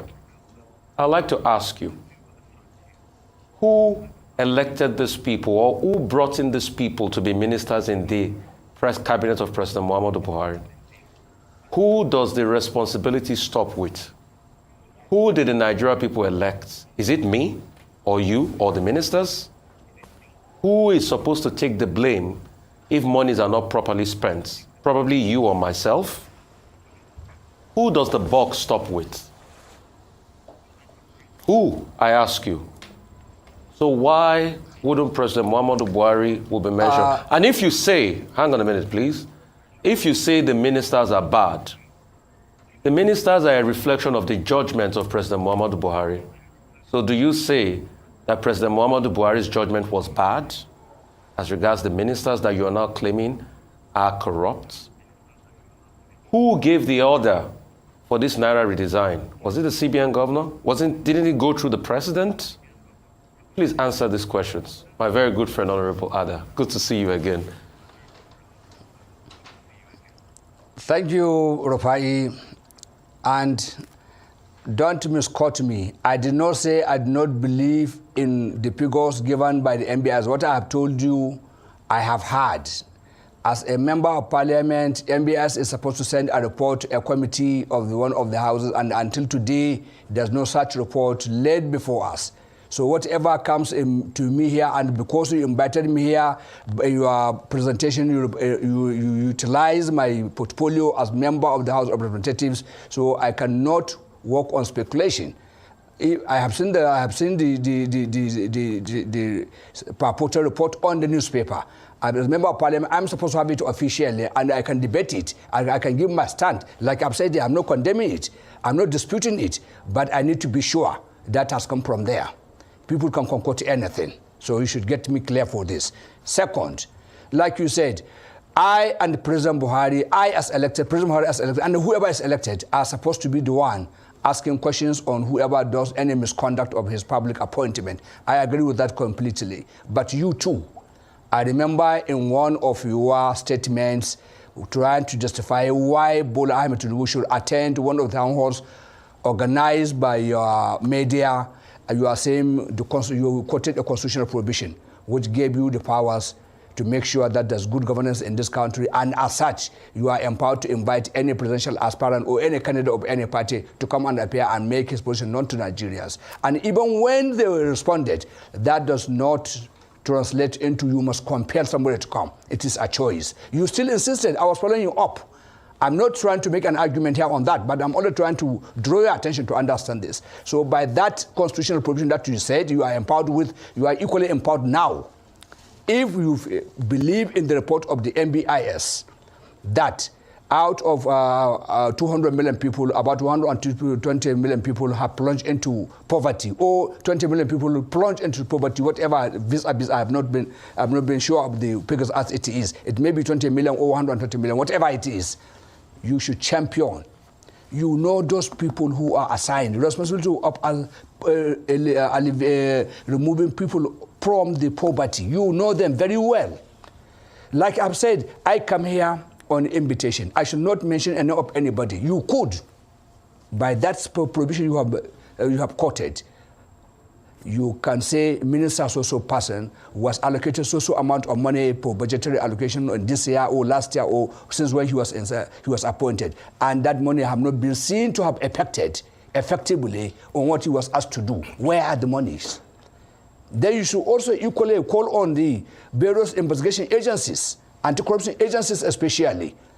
You provide the figures that you have and encourage them to do this. And alerting the public. The most important is to alerting the public to know somebody have not done what he's supposed to do very well.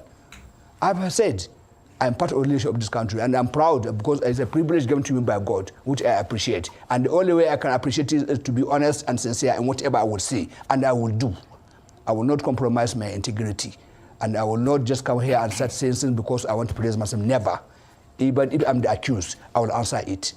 I wish we could live a country whereby somebody can come and say, oh, I'm sorry, I've done this bad. Forgive me. It has happened in Rwanda.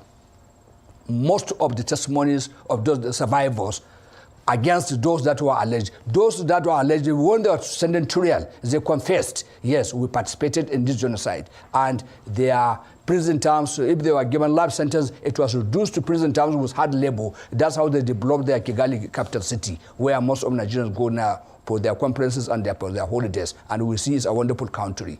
So please, let's always insulate our personal interests against general interests of the nation. The general well-being of the nation is most important.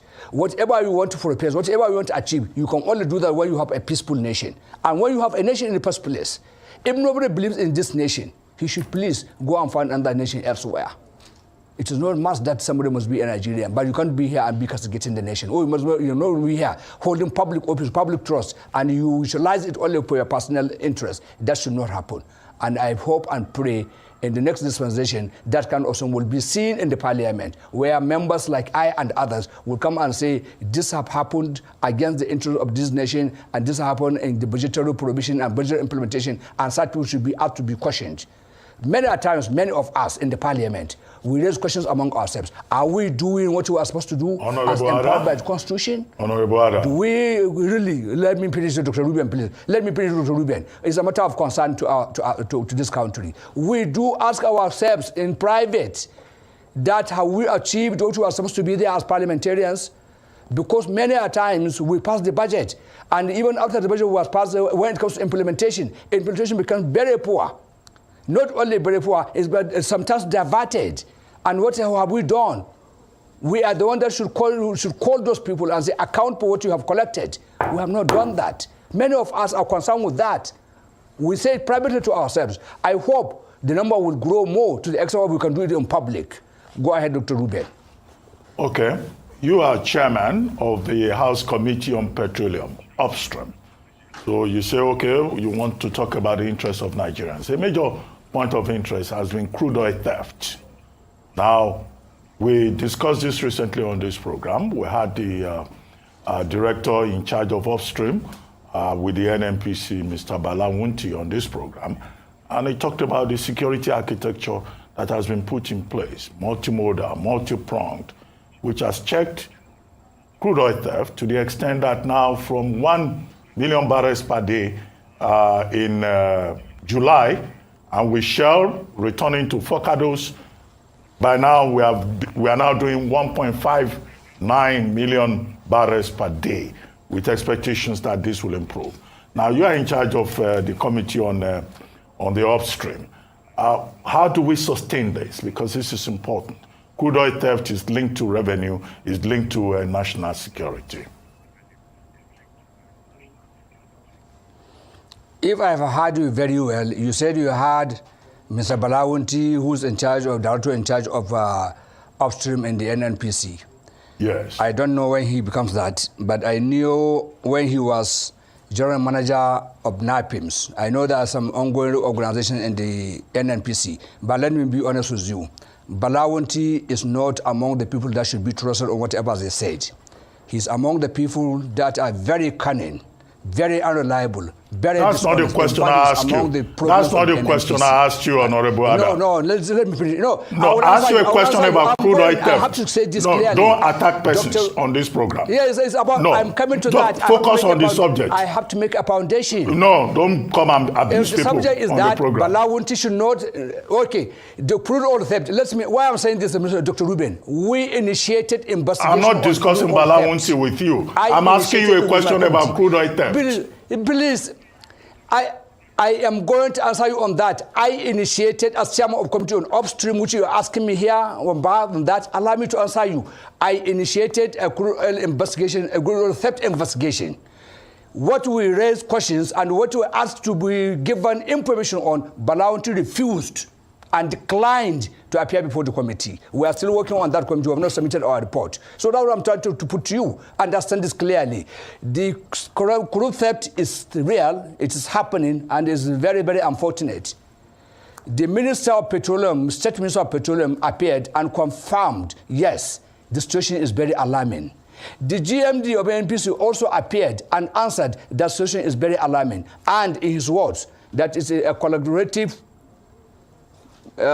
misfortune, because those that were assigned to protect, to manage, and to process the crude production in Nigeria are part of the problems of the crude oil theft. Everybody that is involved there, we have it on tape, we have it on record. I'm not accusing anybody because of any blackmail.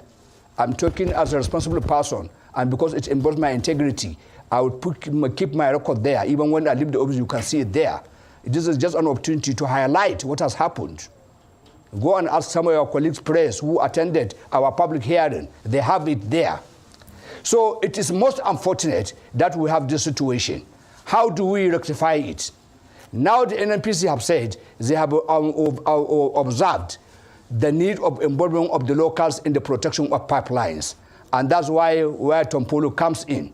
He's a local, he's from the area of the Ijo where most of the operation takes place. And now that they know all the terrain, they know all the waterways there, and they know all where the pipelines are laid, so they can be engaged. And as such, the youth of the area have been involved in the scrutiny of the oil pipelines. And they said it has started showing results. And now that the PIA has been assented, and in it, in the wisdom of the directors and we who passed the law, and President Muhammadu Buhari who assented to it, there's a provision for host communities. And in that host community provision, there's going to be a management set off between the locals and the oil companies. There are certain percentage of money that will be given to the locals by the operating companies. And if those communities, there's any vandalization of any pipeline or crude oil theft within the area of their radios, they will not benefit from the allocation of that month or quarterly, whatever arrangement is made to be remitted to them. And how would that be done? If you are community A from here to next 50 kilometers, we have 20 communities, maybe one covering 5 kilometers, another covering 7 kilometers. Wherever a damage happened, those immediate ones around will be held responsible. They will be held responsible, and they will not benefit from the provision of that fund that are meant for their development in that area. And I think that is good in the conception. We hope it will work, and we hope it will work. So I have answered you, Dr. Ruben. All right, Honorable Sakin, I'd like you to also speak to claims by ex-militant government, Tompolo, saying that the security agencies are complicit when it comes to crude oil theft, and the role that your committee plays in the investigation and bringing this to light and bringing the accused to under investigation and prosecution. What's your role in this?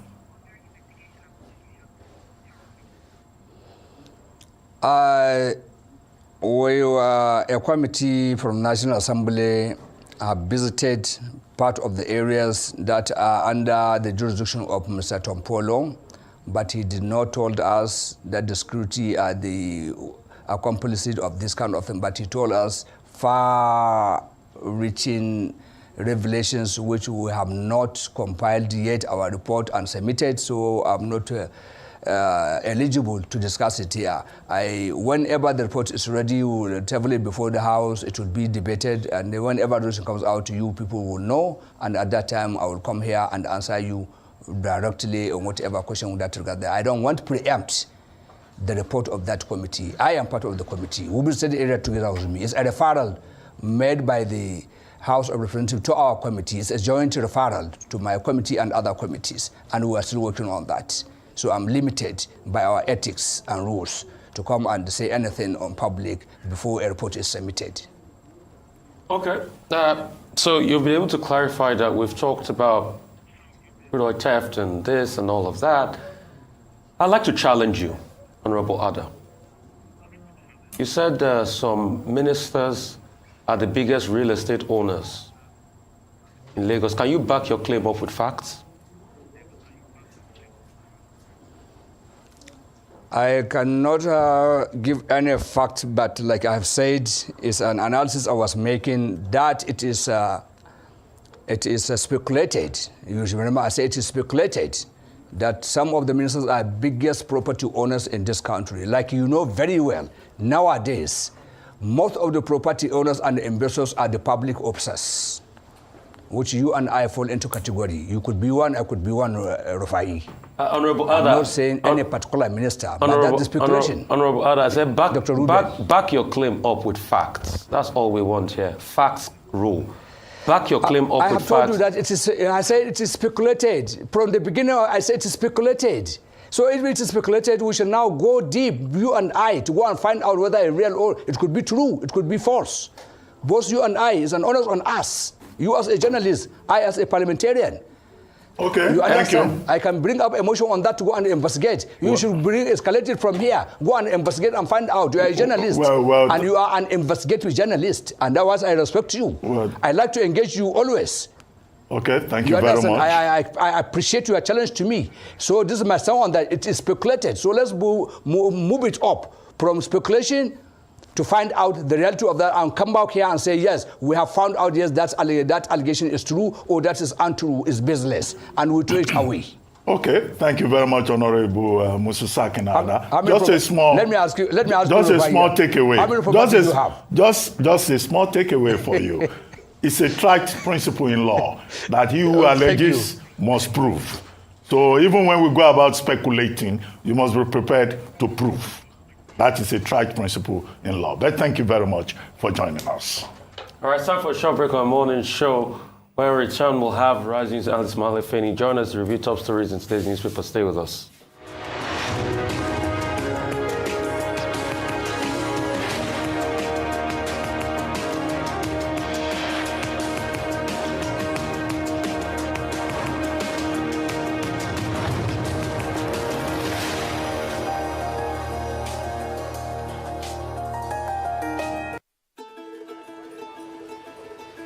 Reflection of the Nigerian never say die spirit.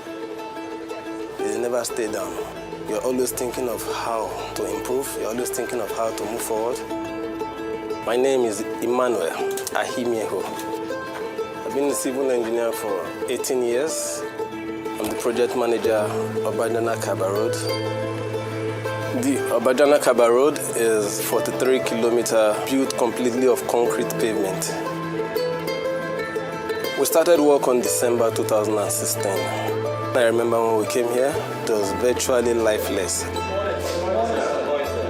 We're building a road that we know will need very minimal maintenance. It's a road that we don't need to rush back to in 5 years, trying to carry out major maintenance work. We don't need to import anything that we need on the road. They are all locally available materials. All the cement we use on this road is from Dangote Cement Factory, which is the largest cement factory in Africa. The sand is from the communities, so people from the community, they end up becoming suppliers. Imagine supplying sand for a 43-kilometer road. It's a lot of money. There are things I've learned from building this concrete road that I never knew 10 years ago. And to be able to lead those people to achieve something worthwhile, something that is of value to them, to the community, to people who have never met us. And I am positive that the road will outlast most of the people who are building the road. Along this route, we have up to 12 communities. People have the confidence to open shops. Why? Because, someone is going through the road, they sell their things, they sell their goods. That is more money for them. We have a number of eateries now, and you want to buy foods along the road, you get fresh food, not food that are preserved. No, you get fresh food. So it is good for us, and it's good for the community too. The road is a lot more safer now for everybody, including Halima, including other travelers. So they have better road, lesser crime, shorter journey times. So a lot of advantages.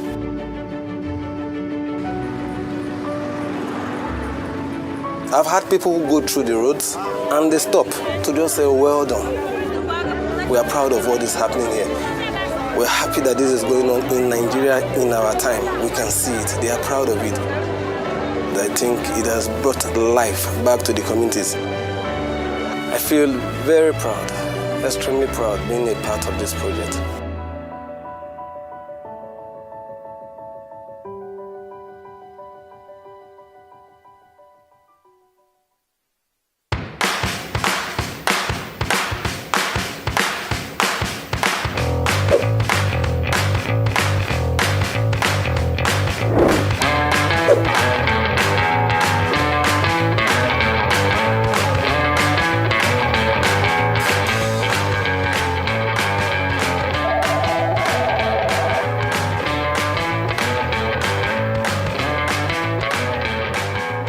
Patricia, Crypto Made Easy. Hi, my name is Chijioke Dozie and I'm the co-founder of Carbon. I started Carbon 10 years ago with my brother Ngozi Dozie. We had a monoline business selling only loans via agents. We broadened this out to a digital platform where we can provide loans 24/7. We've gone from just providing loans to providing deposit accounts, high yield savings accounts, free bill payments, free transfers. We also provide a debit card. And recently, we've just launched a new buy now, pay later product called Carbon Zero that will change the way Nigerians make payments. So why the brand Carbon? Well, the element carbon is fundamental to human life. It's found everywhere in the world. Carbon makes up diamond, the hardest material known to man. And so that's our brand promise. We want to be everywhere our customers go, play a fundamental role in their lives, and also provide versatile solutions for their issues. People are asking, what comes next? You'll have to wait to find out. So, keep banking with Carbon. This na Emeka. He like to dey keep money for her. As CBN deadline don dey near so. This one na wise Emeka. As he don hear say deadline dey near, he wan carry money go deposit for the right place with Access Bank. It's time to spread your wings and fly. Reach for the sky. Even if the bank too far, na to go to the nearest Access Closer agent. No carry last with your money. Get up right now, right now.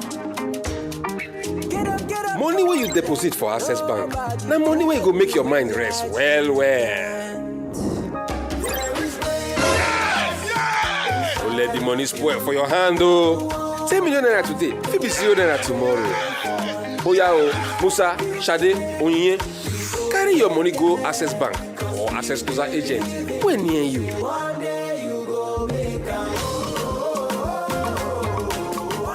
Access, more than banking.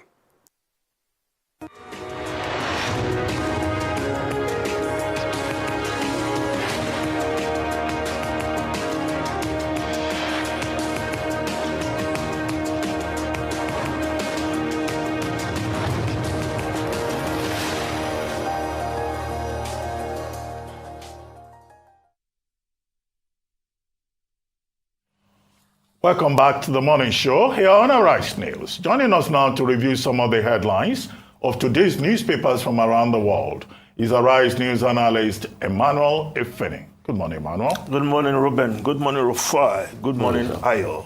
Good morning. Yes, let's start the review with this day Nigeria's newspaper of record.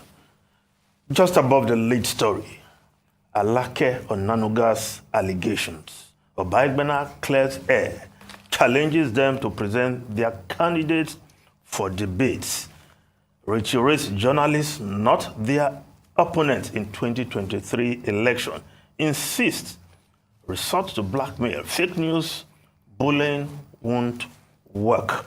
Yes, there was a retort from Dele Alake and Bayo Ananuga, spokespersons for the Bola Ahmed Tinubu campaign council. And in that retort, well, several allegations were made attacking the person of Prince Nduka Obaigbena, CON. But again, you don't just attack somebody and run away. Now, in that 4-page rebuttal of many of those allegations, Prince Nduka Obaigbena stoutly defended his integrity. But let me just say one or two things about this day, where I remain an executive director. Well, when this day went to South Africa, for those who don't know, the South African newspaper industry is like a Kaaba. And coming into that space with the kind of robust journalism we practice in Nigeria, it was not surprising that they tried to tighten the space against this day. And this day, South Africa, you only need to put it on the table alongside other South African newspapers at the time. And everyone pumped in over $30 million into that project. Yes, we did a rethink.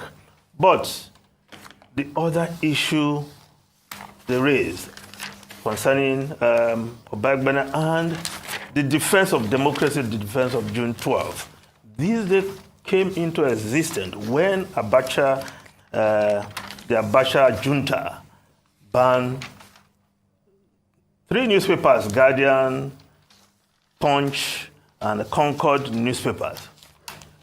Then, this came out with its policy thrust, democracy, social justice, and free enterprise. On account of any of those issues, Disney was ready to be partisan.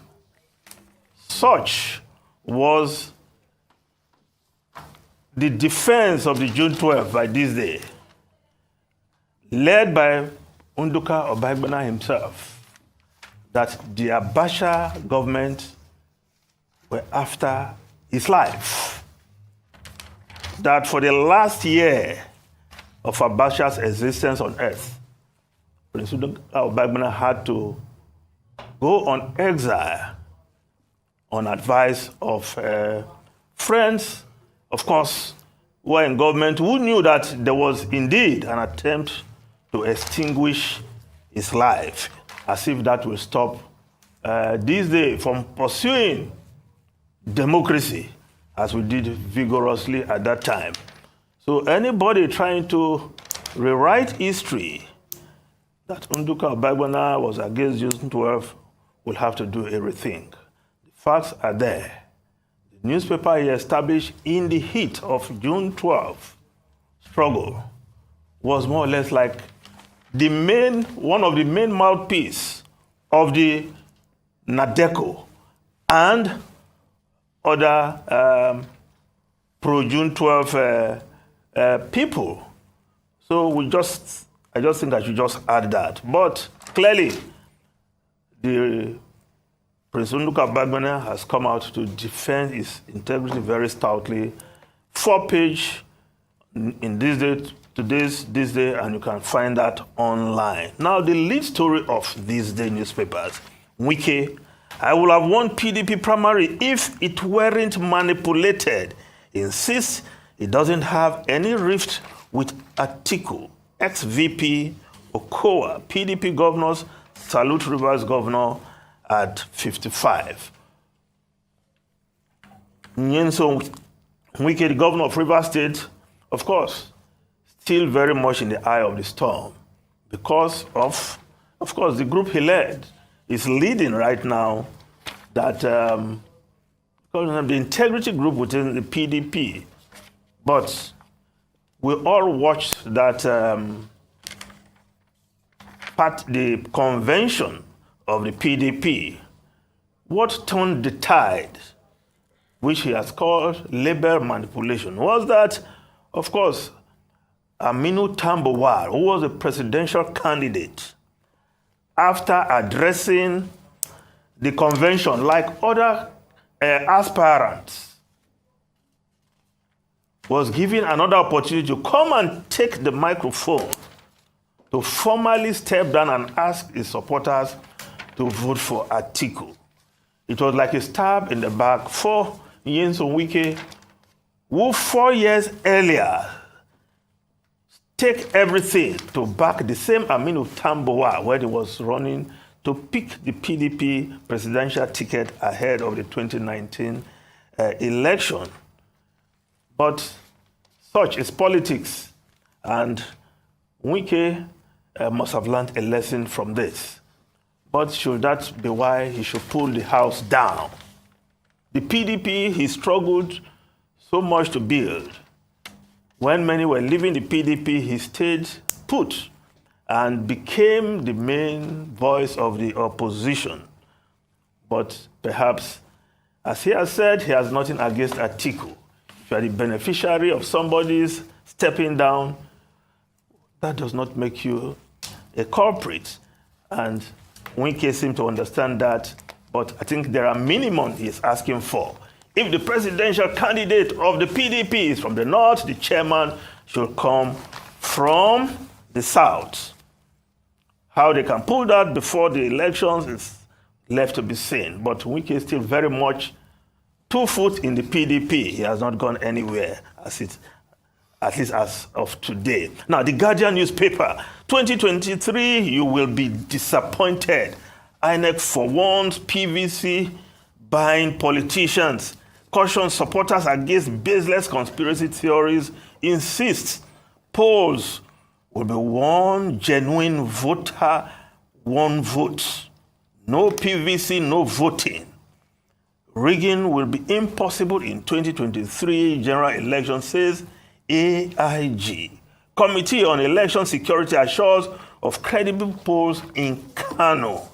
Of course, the Punch newspaper also reporting this story. 2023, INEC vows prosecution of voters card buyers, sellers. Commission insists beavers to combat PVC fraud. Police working with INEC to track riggers, force headquarters.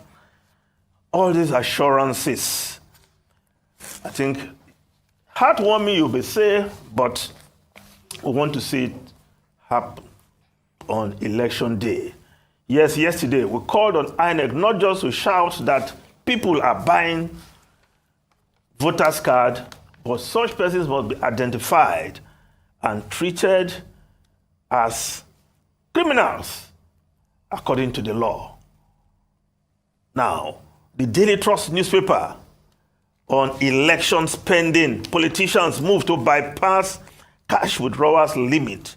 Chieftains collect agents' account details in Nasarawa. Presidential candidates to spend 1.8 billion naira on agents each.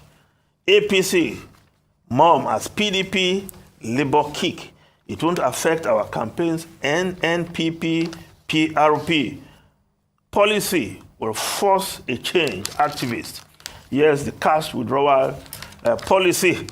Of course, some politicians have been kicking, and Central Bank is saying, well, they are open to tweaking the guidelines, as it were.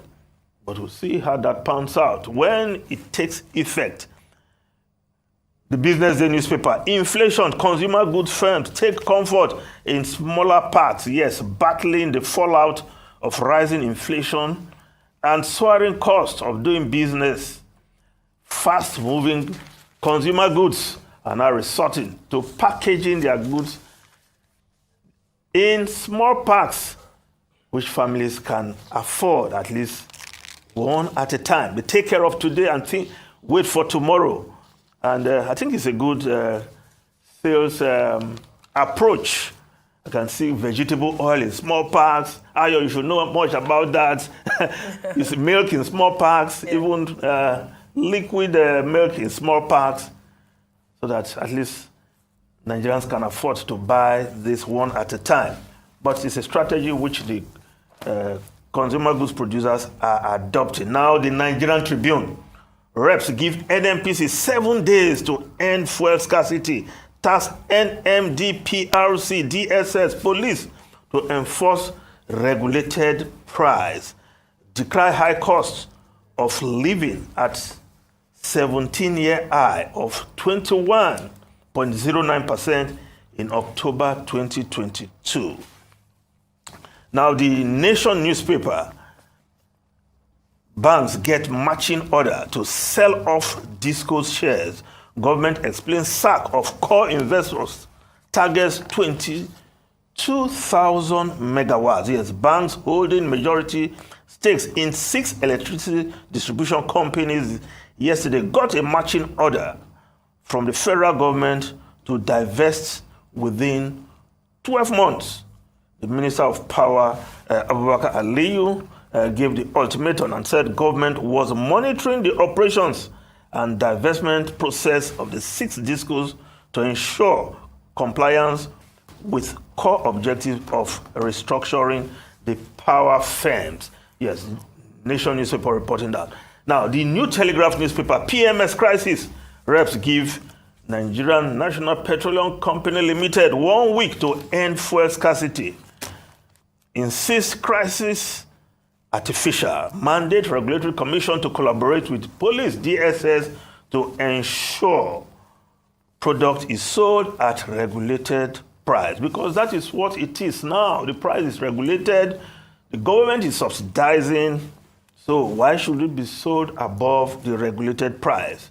We've canvassed, we've campaigned, we have argued that we should remove the subsidy so that the trillions we spend to subsidize petroleum products for owners of 5 jeeps to be buying cheap fuel should be channeled to education, to the health sector, and other areas of needs, including infrastructure. Now, the Vanguard newspaper also reporting that Story Petrol, NNPC, slashes price for marketers to ease scarcity. But petrol is being sold at over 300 naira in many parts of the country. Now, the foreign newspapers quickly. Yes, the Times of London. Lives are at risk. Nurses, leaders tell union chiefs. Fear for cancer patients and child mental health. Yes, the chief nursing officer of UK, Dame Ruth May, is appealing to nurses because the strike that will see 100,000 nurses walking out of hospitals is going to create serious problem. Patients' lives could be at risk because of the nursing union's failure to protect key services, including some cancer care during the first national strike. She's warning people who are doing chemotherapy, cancer patients who are on chemotherapy routine will have their appointment terminated. And children suffering from mental health will not get attention.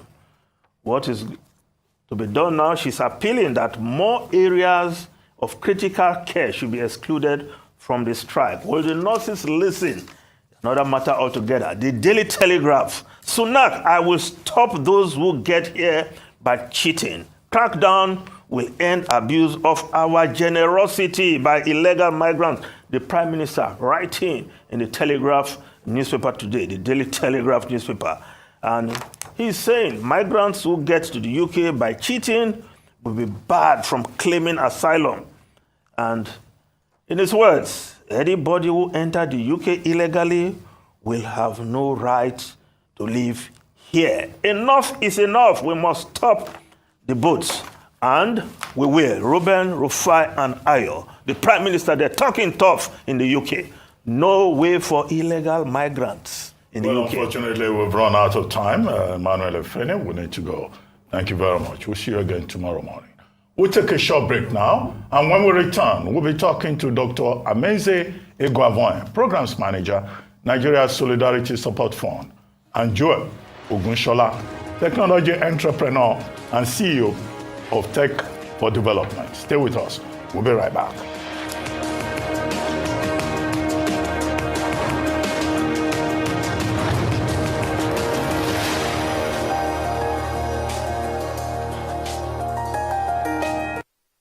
New Naira notes?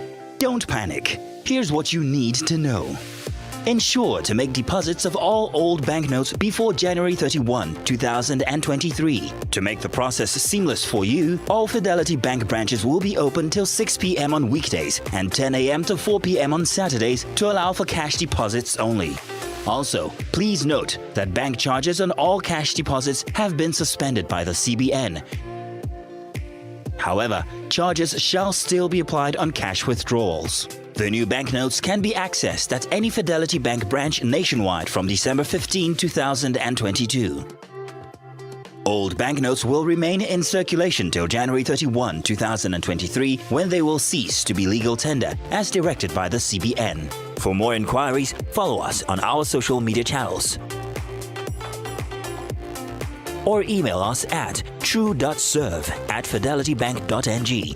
You can also call 0700 3035 489 or reach us on WhatsApp on 090 3000 5252.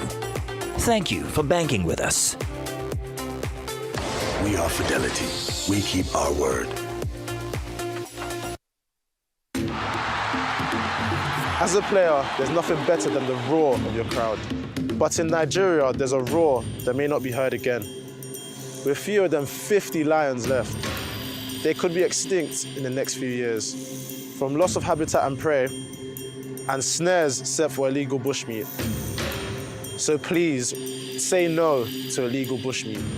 Let's keep the roar alive for Nigeria, because poaching steals from us all.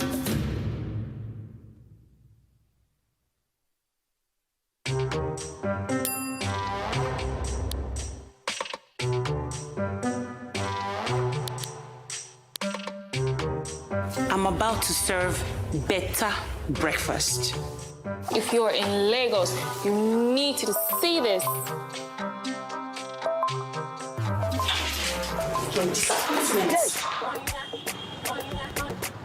I'm not just streaming content, I'm just escaping traffic. Get more data to enjoy exclusive content. Dial *141# now. Airtel, the smartphone network.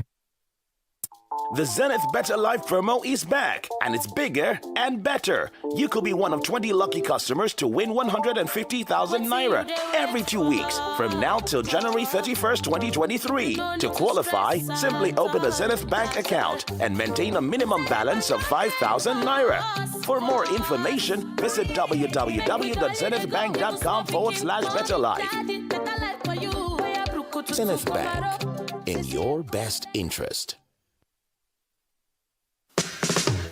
Papa, mama, brother, sister, this Lagos must work for all of us. Everybody down Oh yes, Lagos people. Papa, mama, sister, brother, auntie, plus including uncle them. Better don't land for Lagos State gidigba. Money will be for Lagos State, then go use them for Lagos State. Wella, no more Baba Sope. Then no go chop Lagos State money. Nobody go pocket Lagos State. Then go take and build Lagos State, build road, build hospital, build houses, and now only one man fit do this job. His name na Abdulaziz Olajide Adediran Jandor. He can't carry one ogbonge person as the deputy governor. Her name na Funke Akindele Jennifer. My people, what do we wait for? Make we vote for light, vote for change. No be the kind change where they vote before. This one na the original change. How Amumu don't do. Pay the pay. Everybody down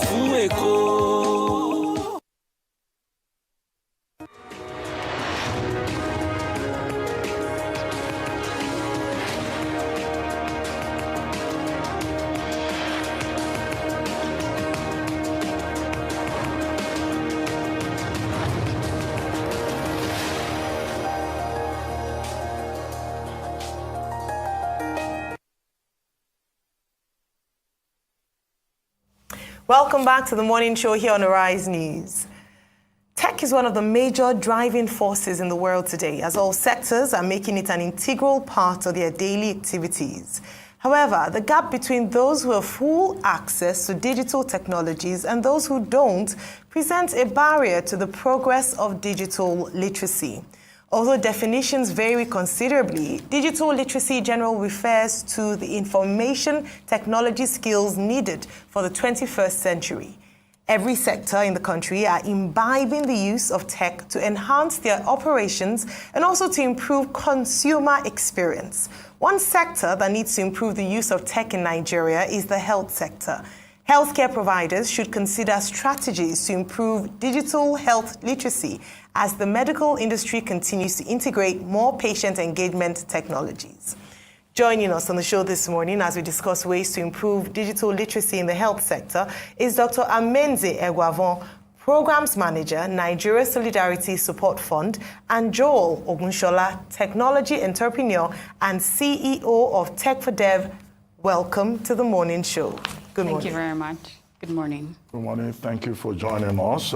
Quickly, your group is called the Nigeria Solidarity Support Fund. What is that group all about, and why digital literacy? But before you talk about digital literacy, maybe you talk about health literacy, which is really, in my view, the foundation. Great. Thank you very much, and thank you for having me. So Nigeria Solidarity Support Fund is an NGO. We are a grant-making organization. We were founded through a partnership between NSIA, Nigeria Sovereign Investment Authority, and Global Citizens, a global NGO. And we were founded in response to the COVID-19 pandemic and its impact on Nigeria.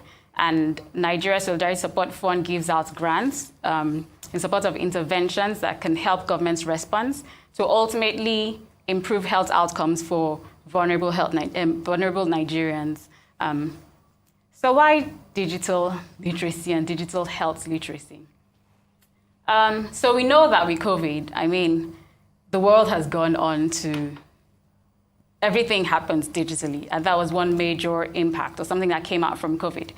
And if we do not catch up, then we're going to be left behind. Digital health literacy is the ability of the average Nigerian to pick up a phone, to access information, analyze information, and make health decisions that would help improve their health outcomes. So that's really important. We know that access to healthcare, quality healthcare, is not the best in Nigeria, and our health system is struggling. Digital literacy helps empower patients because then they can access information. So that's health promotion. It helps with universal health coverage. And that's something that we're struggling with and we're trying to achieve. So people can access information on their own. You can pick up a computer, you can pick up your phone, your tablets, whatever. With COVID, we saw how people received health promotion messages. You could even schedule appointments on your phone, online. So it increases demand for health services. I can keep going on.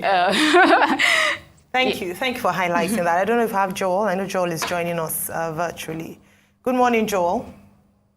Good morning. All right, excellent. So Dr. Menze has laid a great foundation on the importance of digital literacy for responding to health challenges in Nigeria. And I'd like to ask you, what do you think are some of the challenges or greatest challenges to using tech as a solution to health challenges in Nigeria? Thank you very much for the question. I'd say that one of the very first, obvious challenges would be the challenge of technology infrastructure. And when I say infrastructure, that would have to do with smartphone penetration as well as connectivity. So for a lot of people, connectivity is still quite expensive, regardless of what metric you're using to actually measure what the cost is of that. And beyond the expensiveness is then the availability across board. So the availability of high-speed internet across a lot of locations in Nigeria, is still quite a challenge, though rapidly improving. But as you move away from urban centers like Lagos, Abuja, Port Harcourt, and the likes, that continues to decline. And I'd say also, one major challenge will also be when you then look at the availability, the cost, penetration of smartphone devices, which is really also a function of the cost of smartphone devices. That's a major barrier considering the fact that a lot of people in Nigeria still live below the poverty line, which is why also you're then starting to see a lot of innovation around technology that focus on people who use future phones. Right. Good to see you again, Joel. Okay, I'll come back to the studio and then probably I'll also throw a question to you. So why is this digital literacy important to you at the NSSF? That's going to be to you. But to Joel, the question will be, then how can we scale quickly since we know that technology affords us a lot of opportunities, since I know you're in the tech space, but you first. Great. So digital literacy is important to us at NSF because we are trying to improve health outcomes for the average Nigerian. And like I said, it will help improve access to quality health services. If we think about it from the demand end and the supply side, with the demand side, we're talking about the average Nigerian, so patients being able to access information and make informed decisions about their health, which is important because then people can actually get the needed services earlier, and then we'll reduce issues on late presentations and untimely deaths. I mean, we have several issues, but it would help with that. On the supply end, we're talking about even capacity building for healthcare workers, right? Because then trainings can happen online. Which will cost less because people don't have to gather together. People just get on their systems and take trainings. It helps with efficiency, helps improve productivity. Talk about telemedicine. As access to healthcare, we keep complaining about healthcare workers leaving the country. This is one way that technology can help improve quality of health services in Nigeria. Because now, a doctor anywhere, in fact, I heard recently about some country that for doctors who recently migrated, if you still have a practicing license in Nigeria, you can see patients while you're waiting to finalize your papers there, which is great because at least we will still have access to healthcare workers in Nigeria. So that's one great thing. With health information, your information with technology, information is right at the doctor's fingertips. Patients can access their own data. Doctors, other lab, pharmacy, especially when hospitals are interconnected. When you're referring patients, it's easy because you're not limited to what the doctor writes on the paper, right? So you move on to the next facility and all your information is right there. It helps with patient management because then the healthcare workers have all the information they need to make the right decision for the patients. Talk about even registration, vital statistics. When a baby is born, and the hospital right there and there, they can register. Mortalities are registered. So talk about national data will be improved through technology in healthcare. Logistic management, commodities, there's reduced wastage. There's less issues of, I went to the primary health center and there was a stock out of medication because the computer already tells you, it flags you when you need to order drugs. So all of those things add up to improving the quality of health services, right? So it's really important. Okay, so Joel, how do we scale all of this? I'm sure there are many iterations. There should be some level of machine learning in this, artificial intelligence, and a potpourri of many things. How do we scale quickly on all of this? And is there sort of like any material on ground as regards app, engagement or anything? Thanks a lot for the question. I think that, just picking up from where Aminze stopped, I think one of the biggest and most practical ways of, increasing access to healthcare through technology would be telemedicine. But then within that telemedicine bucket, I think we then need to look extensively as how do we extend the capabilities of telemedicine beyond smartphones, considering the fact that, especially if we're looking to impact a mass, population of people, considering the fact that a lot of people do not have access to smartphones, and that connectivity still remains a challenge. So we then need to start to think about, things like USSD extending, which has seen a lot of uptake within the financial services industry. So how do we extend same capabilities to allow people to be able to at least make inquiries, chat? In this case, it might be initially a bot that would power the USSD, and then with an opportunity to then transfer to an agent who could then, using a call center, technology, to then speak to that individual and make recommendations. Also considering the fact that there's also still, beyond digital literacy challenge, there's also a literacy challenge. Because a lot of technologies today are built using English, and that automatically excludes a good number of people within the suburban and rural communities. Being able to build also for capabilities for language support, whether through the USSD Futures, through the mobile app, or through call centers, essentially, being able to directly reach out to patients would be an important part. So definitely, artificial intelligence, some bit of process automation would definitely come in, because Amazing spoke about data, a national database, being able to make sense, because ultimately being able to make recommendations or being able to attend to patients would ultimately be a factor of the amount of data sets you have about that individual. So having systems that are able to pull data from different sets, from the pharmacy chains, seeing what medications was last bought, to patient records and history, and being able to quickly, that turnaround time, I think will be very critical. And I think artificial intelligence, analytics, and a number of other things will be very integral to that progress we will see. But beyond that, we also need to continue to look at how do we increase affordability, or maybe some type of special intervention in terms of ensuring that people can get access to telemedicine or health solutions, maybe for free, for example, over certain network providers. Maybe network providers could, integrate that in some form of zero-rated service to ensure access to all. Okay, this question is for both of you. But I'll start with you, Dr. Guavon. What should be the role of government in this, in facilitating collaboration between private sector and government, and also in ensuring health literacy? I asked you a question about health literacy. Before we begin to talk about, all this digital space and all of that, how about health literacy? What should government do? Okay, thank you. So it's government's role to establish the framework, the strategies, the policies that would enable implementation. But beyond all of that, we actually have a current strategy for digital health, 2021 to 2025. But of course, it goes beyond that to actual implementation. And for that, we need to have all stakeholders at the table. We need to be able to pull the private sector together, because we know health resourcing is really poor in Nigeria, financing is poor. So we need to be able to leverage on the private sector, pull the civil society organizations for accountability. Everyone has a role to play, and it's the government's role to pull everyone together so we can all take responsibility and put in our 2 cents. Now, health literacy was your question. Health literacy, beyond the digital, so health literacy is still patients having access to information.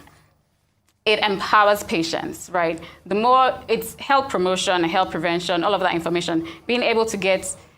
So you go into a health facility, patients should be educated. If we're talking at basic level we are, so you go into a facility, it is the responsibility of the hospital to educate patients on health issues, from preventive, health promotion, healthy lifestyle, know how to eat, know how to exercise, know what you need to do, especially if you have existing conditions or family history of medical issues. So health literacy is empowering patients with the right information about their health so that they can analyze and make informed decisions to own their own health. I mean, there are also programs that help people with chronic health issues where you know how to take your, run your tests every day. Say people with diabetes, you check your blood sugar every day, know when to take your med, tells you the importance of medication. So for government, again, it's still the policies, but we have the implementing partners, we have the private sector that can, we have media that plays a role in health promotion. So we all have a role to play, and it's really important that people understand health issues so that we can act promptly. Because one of the issues with healthcare in Nigeria is that we delay presentation. You wait until it's too late. You wait until you're almost dying before you walk into a health facility. When people are educated, then they know, oh, if my child has a fever above 38 degrees centigrade and I take my child to a hospital, I'm not going to be giving paracetamol or going to the chemist down the road. So health education is important, and then digital literacy can only help scale and improve access to health education. Well, Joel, do you want to comment further on this issue about government and tech for health? Thanks. I think that definitely, just piggybacking on what she said, policy support is extremely important. But I think beyond that, what we've seen, just like almost in a lot of sectors, is that there's a lot of actors and players, even from a government standpoint, multiple agencies, multiple arms of government from a regulatory standpoint and an intervention standpoint that are looking into different forms of health. I think there needs to be and a lot of effort happening in silos, especially when I look at them from a technology standpoint. So the Ministry of Health has interventions going on, the HIV and AIDS Agency has interventions going on, and different technology stacks and solutions are being built to reach the same audience, but in silos. I think there needs to be an overall harmonization of these different technologies, especially as we continue to grow. And what that helps us to do is helps us then make sense of data. Data being gathered across multiple points are then able to improve the information and data we have on each patient and each individual. Ultimately, also from a regulatory standpoint, I think also partnering with or encouraging private sector players like the telcos and core infrastructure service providers, the fiber, connectivity providers, to then think about, especially from thinking about health from a socially standpoint, how can they provide, because there's a lot of work happening from an education standpoint with, connectivity service providers, providing free access to learning content and all that. How can we also replicate those same successes that have been recorded in some of those sectors as well in healthcare, ensuring that everyone through technology has access to quality healthcare? All right. Thank you, Joel. Thank you. Thank you very much, Joel Ogunshola, Tech for Dev, and of course, Dr. Amenze Guavon, Nigerian Solidarity Support Fund. We're going to break now. When we return, Aaron Akerijola will be here with Global Sports Updates. You definitely want to stay with us.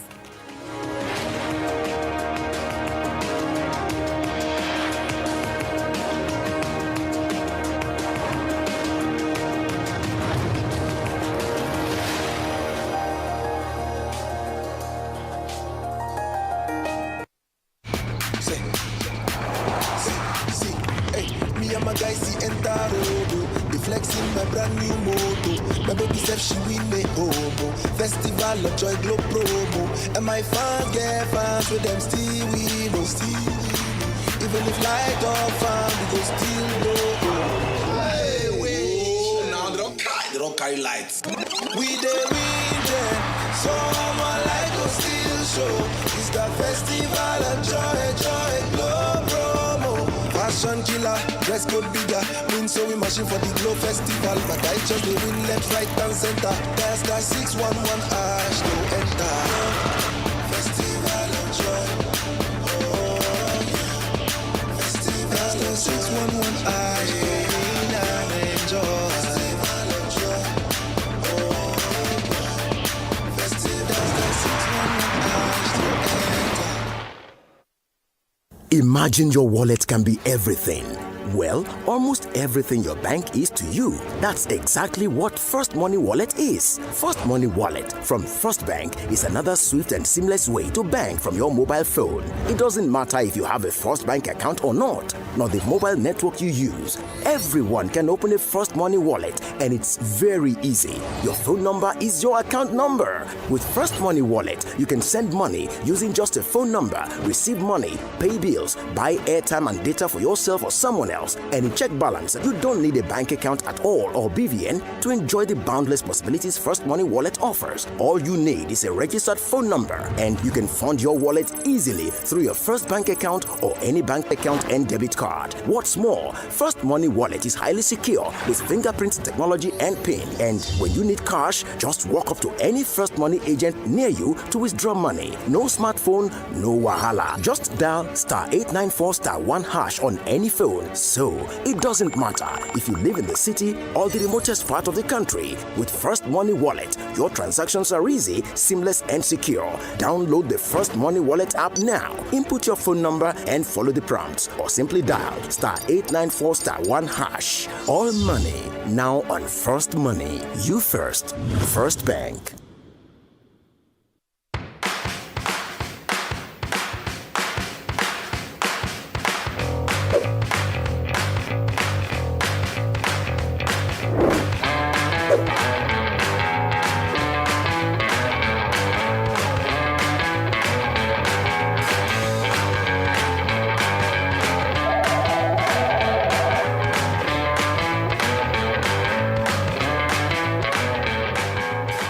Fisher, Crypto Made Easy.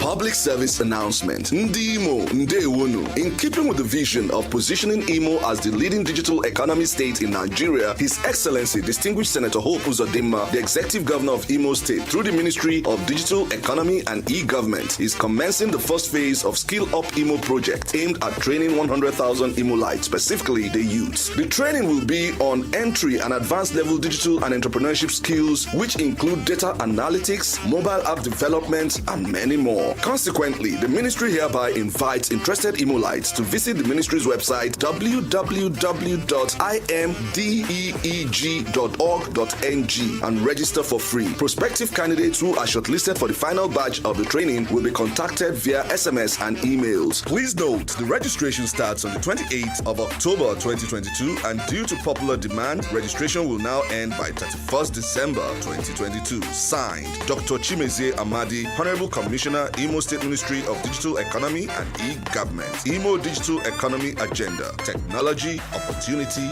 people. I've been running my business on my own, trying my best to get it to the next level, but I really need some help to get ahead. I know just what to do, I'll vote it for my loans, overdraft, step by step to my dream business with Vault. Vault is the answer. Salary earners, entrepreneurs, get your loans with no collateral. Yeah. Vault is the answer. Quick sign up, zero paperwork, step by step to your dream business with Vault. By Polaris Bank. Vault is available to individuals, SMEs, and corporate customers. Download Vault by Polaris Bank from the Google Play Store or Apple App Store to get started today. Vault is the answer.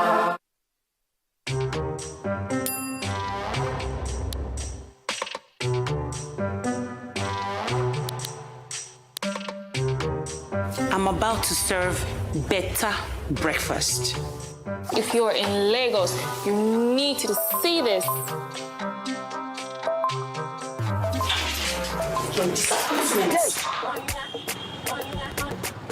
I'm not just streaming content, I'm just escaping traffic. Get more data to enjoy exclusive content. Dial *141# now. Airtel, the smartphone network. It's never just your dream, but also of those close to you. It's never just your hustle, but also of those who believe in you. It's never just your disappointment, but also of those who share your hopes. It's never just your ambition, but also of those who have faith in you. Which is why it's never your success alone, but also of those who stood by you.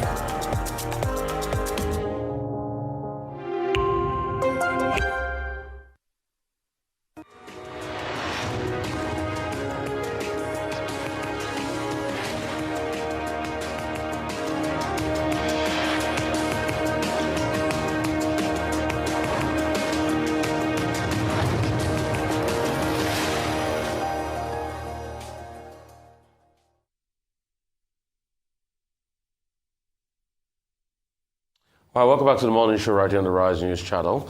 For sport updates across the globe, Aaron Akirjala joins us. Aaron, the miracle of Messi has happened. He's in the final for the second time. Could he be second time lucky? Viva Argentina, Viva Messi? Something just has to give this time, Aaron. What are you saying about it?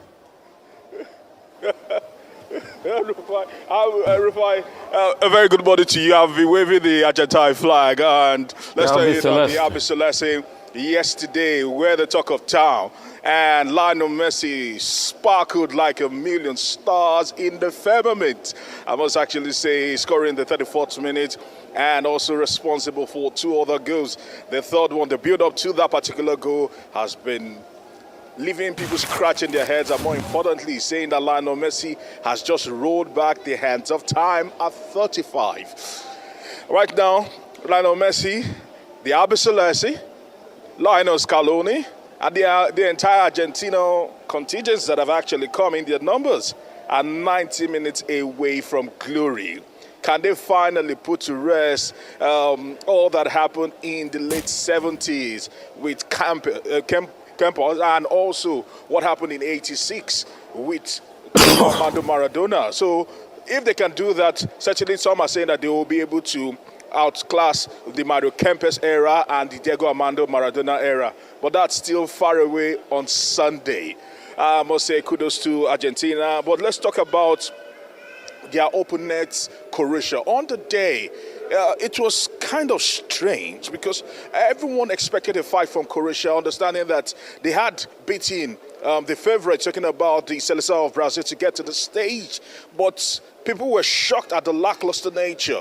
They literally did not have any fight in them. Maybe some are saying maybe because they had to go through 2 different 120 minutes against Japan and also doing it against Brazil. But that wasn't the Croatian side that we had seen with so much verve and spirit throughout this tournament and in 2018. And for one man, look at Modric, some are signaling that this is the end. 37 years of age, 161 caps for Croatia. They gave him a standing ovation, both the Croatian fans and the Argentine fans. But he knows that this is a big missed opportunity, that Croatia did not show up to the party, and Lionel Messi completely dominated the headlines and dominated the Croatians on the pitch of play. Away from that, talking about dominating, the Argentine fans have been celebrating non-stop since yesterday.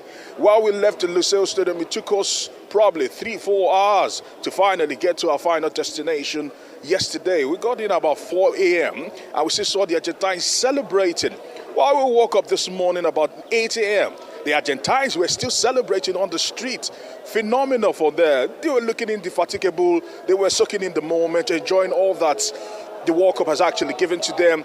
The stadium was packed to the rafters. 88,966 people gathered to watch Lionel Messi displace Croatia and Luka Modric, and also stick one leg, or both legs and both feet into the finals of this particular Mundial. I must actually tell you that the Argentine fans have been a pure joy to watch. They've been inspirational for their team, and they've led the charge as the 12th man on the pitch of play. Moving away from that, as we get closer to the final, later on this evening at the Albert Stadium, we're going to be having France take on Morocco. But at the moment, there are fears that illness has actually hit the Didier Deschamps' camp, as 2 players, Upamecano and also Adrien Rabiot, might not start. It's a guessing game right now whether they will be starting or not, because they are both down with illnesses and they are not even sure. Maybe others might even follow. Well, let's wait and see. For Walid Regragui, he will be hoping that he can get any favor he can muster and any luck that can come his way. Later on, Morocco will be taking on France for a place, talking about the dark horses against the defending champions of this particular tournament. But the FA in Morocco, the Moroccan FA, have decided to do one even better. To support Walid, they've decided to give out 13,000 tickets to the Moroccan fans. As a matter of fact, Royal Air Maroc has decided they were going to give discounted price tickets, and 30 planes shipping in Moroccan fans came from Casablanca, from Agadir, from Marrakesh, from Rabat to Doha to support the Atlas Lions. What a night we're going to have today. We are actually building up to that particular one. And finally, FIFA has actually opened a condolence register for the 3 journalists that have passed away in the course of this World Cup. Of course, talking about ITV Sports Technical Director Roger Pearce, who was 65, of course, Grant Wall, who was 49, and the Qatar photojournalist Al Misalami, who also passed away a day after Grant Wall. They've opened the condolence register. Eric Ward, Grant Wall's brother, still claims that foul play was involved in the brother's death. Nothing has been proven right now, but journalists are in serious mourning for their fallen colleagues. First, congratulations to the Argentine team, and particularly to Lionel Messi, who put up quite a great show yesterday in front of that capacity crowd, at the Lusail Stadium. And then he has made history, his 5th World Cup, 1 more than Diego Maradona and Mascherano. And again, of course, he has scored up to 5 goals.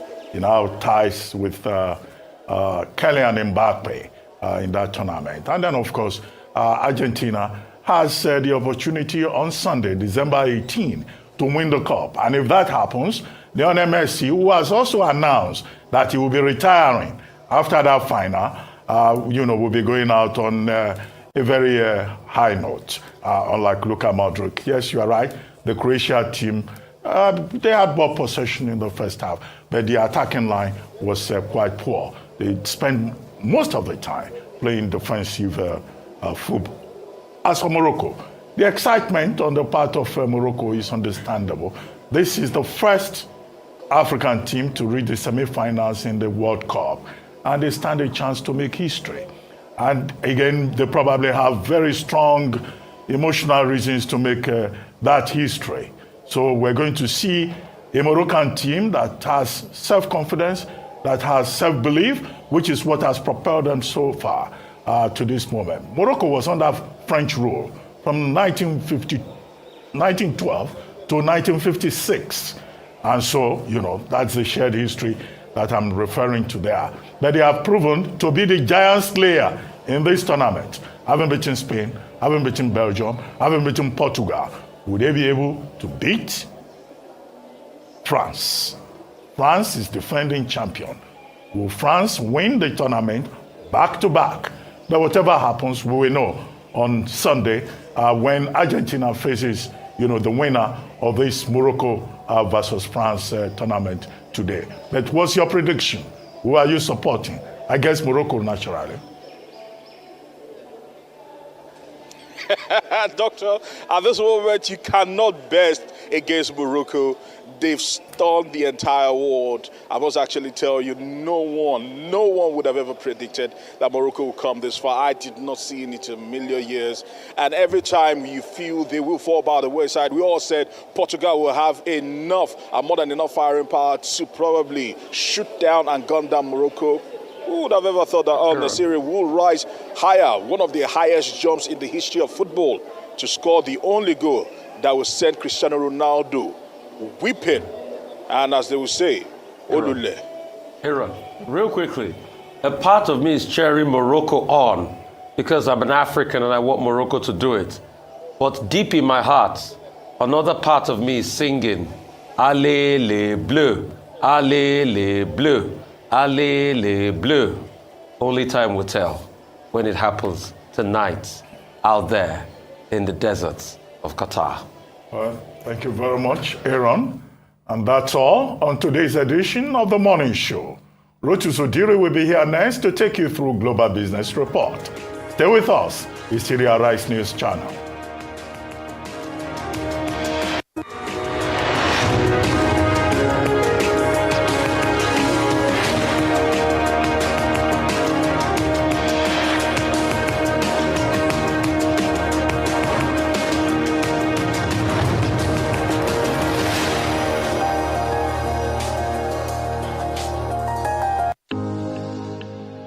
So excited to be here today, screening 200 women in uniforms.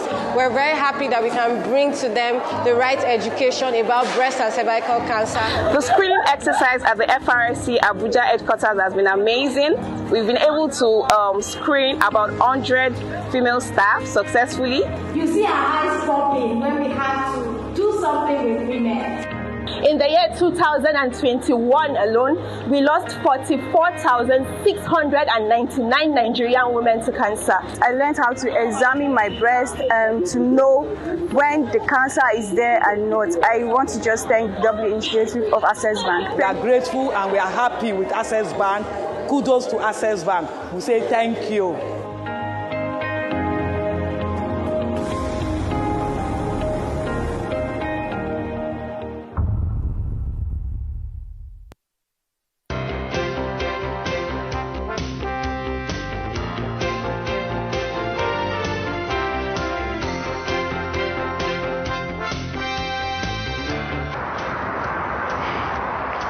My people, my name is Emeka, Meku's car mats. Let me get all this motor. I I don't learn my lesson. Somebody come buy motor for my hand, carry big money, come give me. Now when we get bust, now my eye open. I don't know say that 419 be. Now when EFCC babam, now they come bab me too. Now he make me they warn you. All of them when they do business like me, where they carry big money. Well, sometimes I go carry transfer, carry bring back.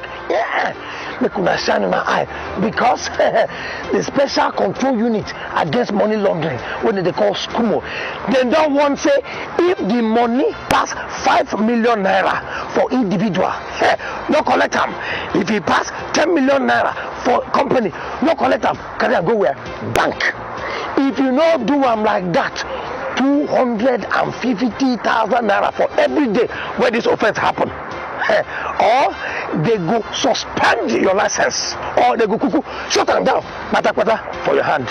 No talk say, I know one you. This message is from the Economic and Financial Crimes Commission, EFCC.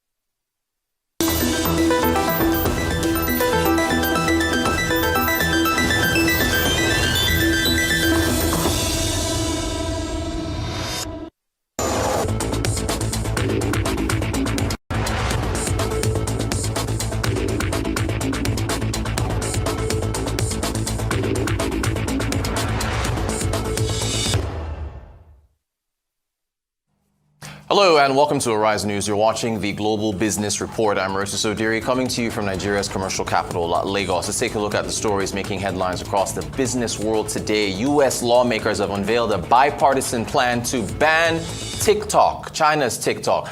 Bank Sam Bankman-Fried has been denied bail in the Bahamas and remanded in custody, although he is fighting his extradition. The ADB has cut its 2022 growth outlook for China and India. That's the Asian Development Bank. And at the U.S.-Africa Leaders Summit, President Buhari has restated the 30 gigawatt electricity target for Nigeria by 2030, Vision 2030. It is the Global Business Report. Do stay tuned.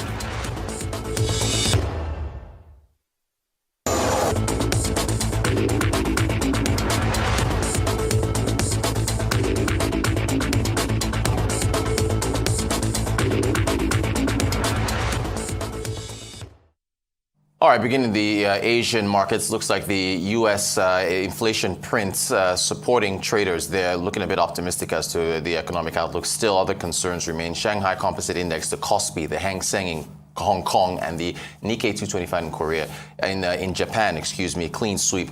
Bitcoin, crypto prices also rebounding, particularly Binance, which was down yesterday.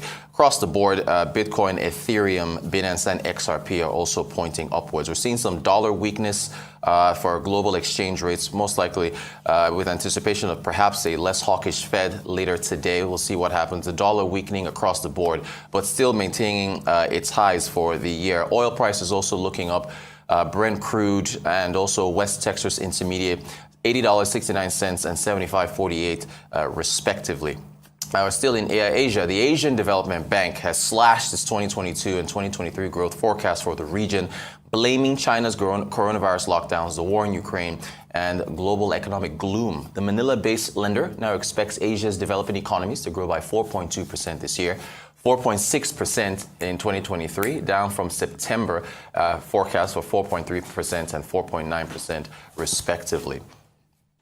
Norway's foreign ministry complained to Twitter on Tuesday of being labeled as an organization representing Nigeria in an apparent mix-up of the two countries' names. Norwegian Prime Minister Johannes Gahr Store's Twitter account was also tagged as representing Nigeria, as was the Foreign Minister Anniken Huitfeldt. Quote, "Dear Twitter support, as much as we enjoy our excellent bilateral relations and close alphabetical vicinity with Nigeria, we would much appreciate if you would label us as Norway." That's according to the Foreign Ministry's Twitter handle.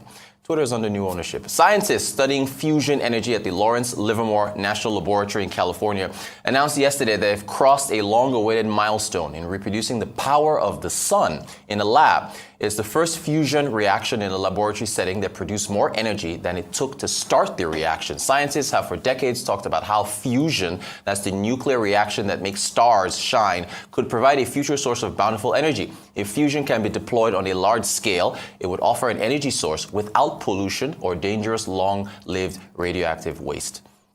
The Biden administration plans to place Chinese chipmaker Yangtze Memory Technologies and 35 other Chinese firms on a trade blacklist that would prevent them from buying certain American components, according to Bloomberg News. The U.S. Department of Commerce will add the Chinese companies to a so-called entity list as early as this week, citing a person familiar with the matter. Once a company is added to that entity list, its U.S. suppliers must seek a special license to ship even low-tech items to that company. More tech. Apple is preparing to allow alternative app stores on its iPhones and iPads in the European Union as soon as late next year to comply with new European competition law that it has fought in the past. Now, this is according to sources familiar with the matter. Opening up to outside app stores could present a major threat to Apple's fast-growing services business, but rivals could first have to surmount the hurdle of convincing consumers to leave the security and simplicity of using the App Store. Republican Senator Marco Rubio from Florida has announced bipartisan legislation to ban China's popular social media app TikTok, ratcheting up pressure on owner ByteDance Limited amid U.S. fears that the app could be used to spy on Americans and censor content. The legislation would block all transactions from any social media company in or under the influence of China and Russia, Rubio's office said in a news release, adding that a companion bill in the U.S. House of Representatives was sponsored by Republican Congressman Mike Gallagher and Democrat Raja Krishnamurthy. A Bahamian judge has denied FTX founder Sam Bankman-Fried bail on Tuesday, hours after U.S. prosecutors accused the 30-year-old of misappropriating billions of dollars and violating campaign finance in what has been described as one of America's biggest financial frauds. The former CEO of the collapsed cryptocurrency exchange, dressed in a blue suit without a tie, lowered his head and hugged his parents after the judge said his risk of flight was too great and ordered that he be sent to a Bahamian correctional facility until February the 8th. The day's events capped a stunning fall from grace in recent weeks for Bankman-Fried, who amassed a fortune of over $20 billion as he rode a cryptocurrency boom to build FTX into one of the world's largest exchanges before it abruptly collapsed this year. In the UK, price rises slowed in November, with inflation down to 10.7% from the cost of living, which is still close to a 40-year high. A fall in the inflation rate is some relief to hard-pressed households, but it still means prices are rising, though at a slower pace. The Bank of England has warned that inflation could top 13% this year and is expected to keep raising interest rates to try to control it. For more on these headlines, cross over to London, where we're joined by Arise business analyst Bode Ososumi. Good morning, Bode. Thanks for joining us. So what do you make of the latest inflation numbers from the UK and the possible reaction of the Bank of England this week? Well, good morning, Reuters, and thanks for having me on the show. I'm looking at the pound. It's up 0.31%. It continues to climb up, especially after the dollar gave up a lot of strength yesterday with that inflation read. If you look at what's going on, the U.S. economic scenario is seen, irrespective of the data, as too good to be bad and too risky to be good. We may say the UK is too bad to be good and just too risky. And although the data is looking better and moving in the right direction, yesterday we had UK unemployment in line with expectations. Today's inflation data that just came out saw inflation falling to 10.7%. That's still a huge number for inflation in November from 11.1% in October. The month-on-month increase was 0.4% in November compared with a rise of 0.7% that we saw in November 2021. So clearly there is that sense that inflation is peaking. The largest downward contribution to the change in inflation came from transport, especially motor fuels, as well as drop in price of diesel and second-hand cars.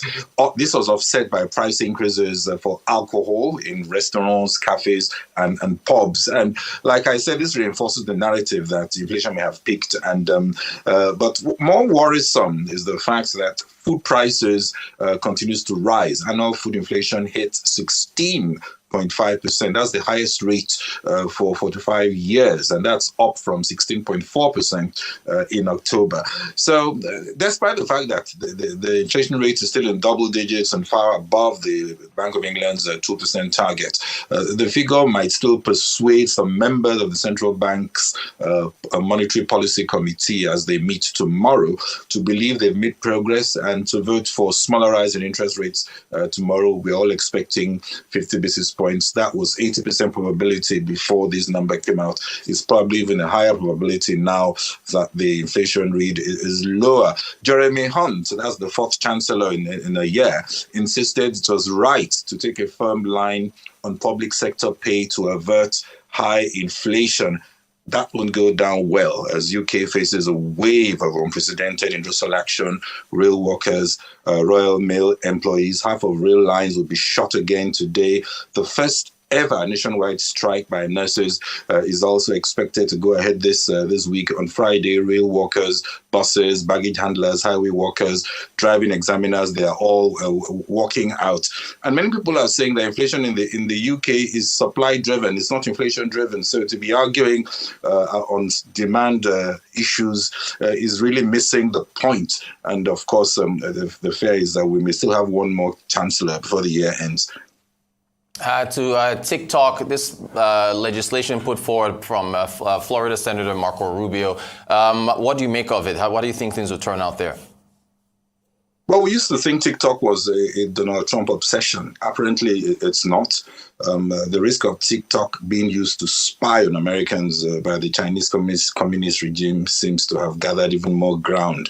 TikTok now owns and controls TikTok, which is owned and controlled by ByteDance, boasts more than 1 billion users for its short-form video app.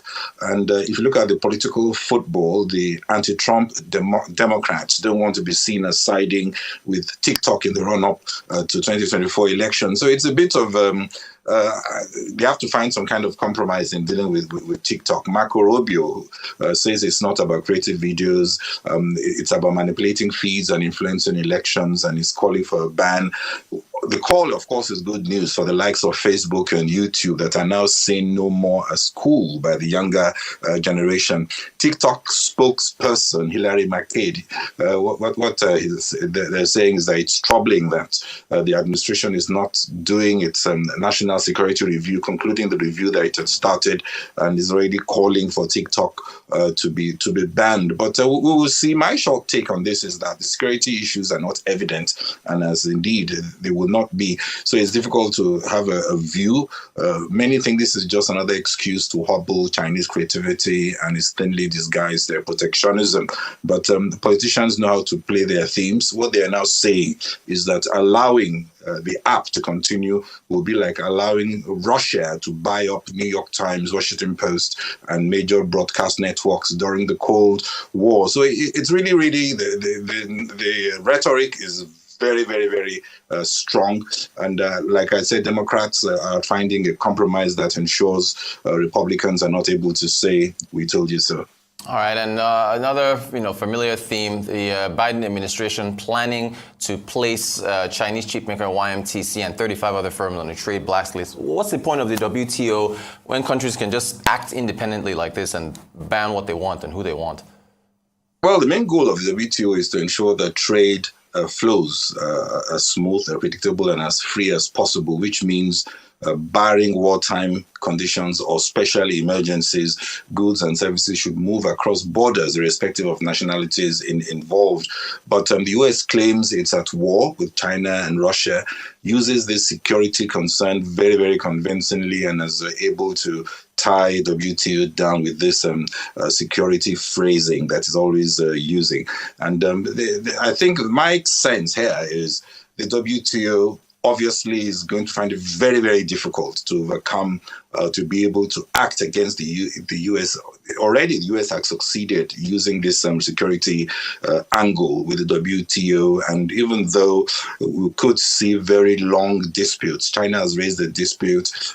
I doubt if the WTO will be able to stand with China, irrespective of their objectives. But my own point is, if you look at WTO, like many Bretton Woods institutions, they are not perfect. They are seen by the East to be built on Western prejudices and aspirations. But without them, there will be chaos, which will hurt even the smaller and developing economies more.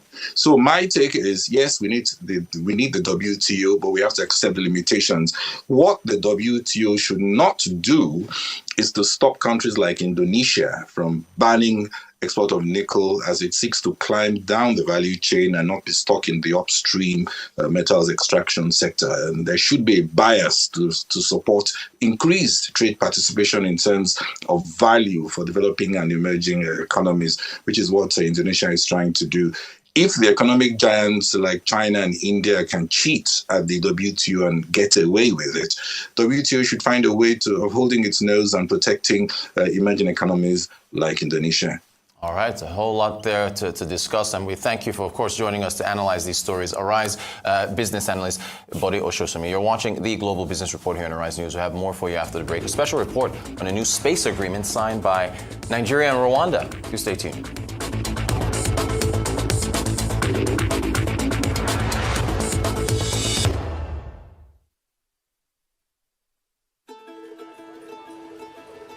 A reflection of the Nigerian never say die spirit. They never stay down. You're always thinking of how to improve. You're always thinking of how to move forward. My name is Emmanuel Ahimieho. I've been a civil engineer for 18 years. I'm the project manager of Obadana Kaba Road. The Obadana Kaba Road is 43 kilometers built completely of concrete pavement. We started work on December 2016. I remember when we came here, it was virtually lifeless. We're building a road that we know will need very minimal maintenance. It's a road that we don't need to rush back to in 5 years, trying to carry out major maintenance work. We don't need to import anything that we need on the road. They are all locally available materials. All the cement we use on this road is from Dangote Cement Factory, which is the largest cement factory in Africa. The sand is from the communities, so people from the community, they end up becoming suppliers. Imagine supplying sand for a 43-kilometer road. It's a lot of money. There are things I've learned from building this concrete road that I never knew 10 years ago. And to be able to lead those people to achieve something worthwhile, something that is of value to them, to the community, to people who have never met us, and I am positive that the road will outlast most of the people who are building the road. Along this road, you have up to 12 communities. People have the confidence to open shops. Why? Because someone is going through the road, they sell their things, they sell their goods. That is more money for them. We have a number of eateries now, and you want to buy foods along the road, you get fresh food, not food that are preserved. No, you get fresh food. So it is good for us, and it's good for the community too. The road is a lot more safer now for everybody, including Halima, including other travelers. So they have better road, lesser crime, shorter journey times. So a lot of advantages.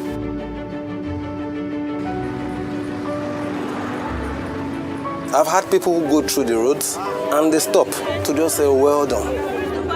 We are proud of what is happening here. We're happy that this is going on in Nigeria in our time. We can see it. They are proud of it. I think it has brought life back to the communities. I feel very proud, extremely proud being a part of this project.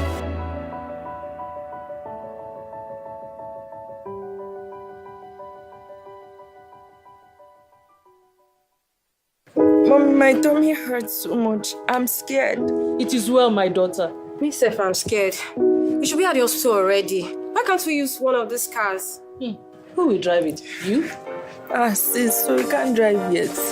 It is important that women do not only learn how to drive, but to fully understand the driving rules. Good morning, madam. Good morning, This road is a one-way. Which one is one-way? Okay. Where did you learn how to drive? This is why the W Initiative of Access Bank has partnered with the Federal Road Safety Corps, FRSC, to provide intensive driving training for women across Nigeria at very discounted rates, as well as other amazing offers. Check out our social media pages at the W Community or send an email to wcares@accessbankplc.com. Hurry now and let's get you driving.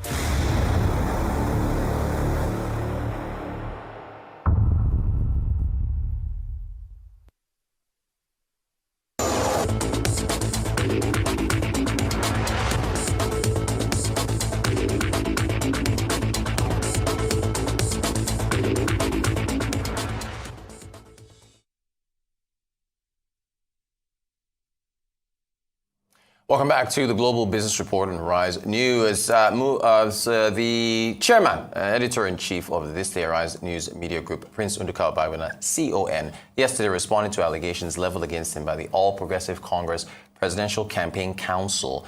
Director of Media and Publicity, Mr. Bayo Onanuga, and its Director of Strategic Communication, Mr. Dele Alake, and also challenged them to present their candidate, Bola Tinubu, for debates and town hall meetings in order for the electorate to interrogate his proposed policies and programs and make informed choices on who should lead them in the 2023 election. Obagbena, in a 4-page rebuttal to an article by Onanuga and Alake, which was in response to an earlier statement by the This Day Arise News Board of Editors titled Tinubu and This Day Arise Media Group and the Attack on Free Speech, stressed that journalists were not the opponents of the APC presidential candidate in the forthcoming election. The statement titled, "Lives Have Short Legs, They Do Not Run Far," the fake news from Bayo Onanuga and Dele Alake, and categorized into 4 parts, was signed by Obagbena's Chief of Staff, Fawiza Mohammed, while noting that although many APC-PCC members had personally called to dissociate themselves from the resort to blackmail, personal attacks, and bullying by Alake and Onanuga, the statement noted that every day the media calls on public officials and those who seek public office to account, establishing that there was nothing personal with the APC candidate. Now, U.S. President Joe Biden addressed the American public yesterday after the latest inflation print, which came in under estimates. Let's take a listen. Gas prices are now lower than they were a year ago, and half the gas stations selling gas at $3.09 or less. The most common price for gas stations across the country is $2.99. The decline in gas prices is giving consumers a break. They need helping them keep our economy going. When you're a 2-car family, they're saving hundreds of dollars a month. It's a big deal. Today's report contains another piece of good news. Food inflation has slowed last month, providing much needed relief for millions of families at the grocery store. This is welcome news for families across the country as they get ready for the holiday celebrations and for family dinners. It's also important that we put today's news in a broader context. When I took office, we inherited a nation with a pandemic raging and an economy that was reeling. We acted quickly and boldly to vaccinate the country and to put in place a new economic strategy. A strategy built on an economy that was based on from the bottom up and the middle out. Now, 21 months later, we can see how our economic plan is working. We've added every single month of my presidency, we've added jobs. Total of 10,500,000 new jobs. 750,000 of them are manufacturing jobs. Where is it written, as I've heard me say it before, and I apologize for repeating it, where is it written that America can't lead the world once again in manufacturing? And by the way, remember I talked at length about the need to continue to invest in research and development. Look what's going on from the Department of Energy and the nuclear front. There's a lot of good news on the horizon. The unemployment rate is down to 6.4% when I was sworn in, down from 6.4% when I was sworn in. It's now 3.7%, near a 50-year low. We've done all of this while lowering the federal deficit in the 2 years we've been in office, $1.7 trillion. Let me say that again, $1.7 trillion we've lowered the federal debt. No administration has ever cut the deficit that much. Now inflation is coming down as well. Prices of things like televisions and toys are going down. It's good news for the holiday season. Used car prices fell for the 5th month in a row. New car prices didn't go up this month. That savings is critical to so many families. It gives them just a little bit of breathing room for the holiday season. And all of this means that for the last several months, wages have gone up more than prices have gone up. Wages have gone up more than prices have gone up. I want to be clear. It's going to take time to get inflation back to normal levels as we make the transition to a more stable and steady growth. But we could see setbacks along the way as well. We shouldn't take anything for granted. But what is clear is that my economic plan is working and we're just getting started. My goal is simple: get price increases under control without choking off economic growth. Bring inflation down while keeping our labor market resilient. Build an economy from the bottom up and the middle out, an economy with good jobs, good wages, and for the long run, not a boom or bust economy. Because of my plan, we're beginning to see historic investments that are leading companies to invest hundreds of billions of dollars. Let me say it again, hundreds of billions of dollars to build semiconductor factories and other advanced manufacturing right here in America. It's going to create tens of thousands of good-paying jobs in the years ahead. And by the way, a significant number of these jobs are expected to be jobs that pay an average of $125,000 a year. Many don't require a college degree, so things are looking up. So what's next? Because of my plan, we're taking powerful actions to lower prescription drug costs and health insurance premiums and energy bills. In just a few weeks, starting in January, families will get a little more breathing room. They've been told for some time since we passed the legislation that we're going to be able to lower the price of drugs. Let me give you just one example. Coming January 1, seniors with diabetes on Medicare are going to pay no more than $35 a month for a prescription of insulin. Up to now, they've been paying as much as $400 a month. That's a genuine savings for seniors. This matters so many families with loved ones who have diabetes and rely on insulin to survive, going from an average of $400 down to $15 or $35 a month. In January, they won't have to choose between paying for their insulin, and in many cases, putting food on the table. It matters. It's real savings to people, and it's just about to kick in.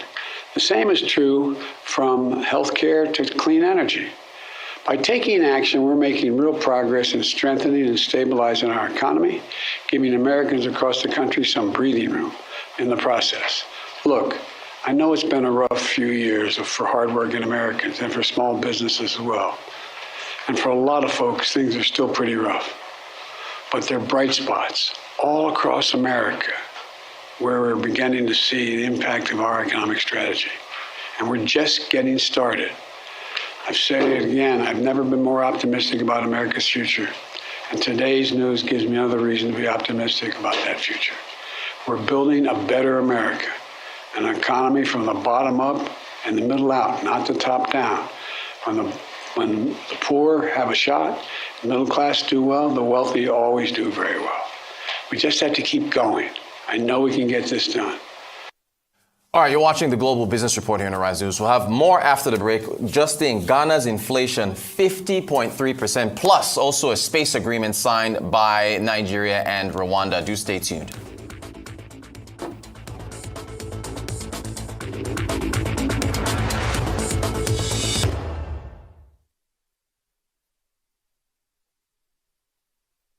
Here's a card when no go give you stress at all. Zero weights and zero Q's. Here's a card when no go give you a wahala. Zero trouble now for you. Tell off it's fam. Tell off it's spoiler. Who won't break them? Where you want to say now only you get them.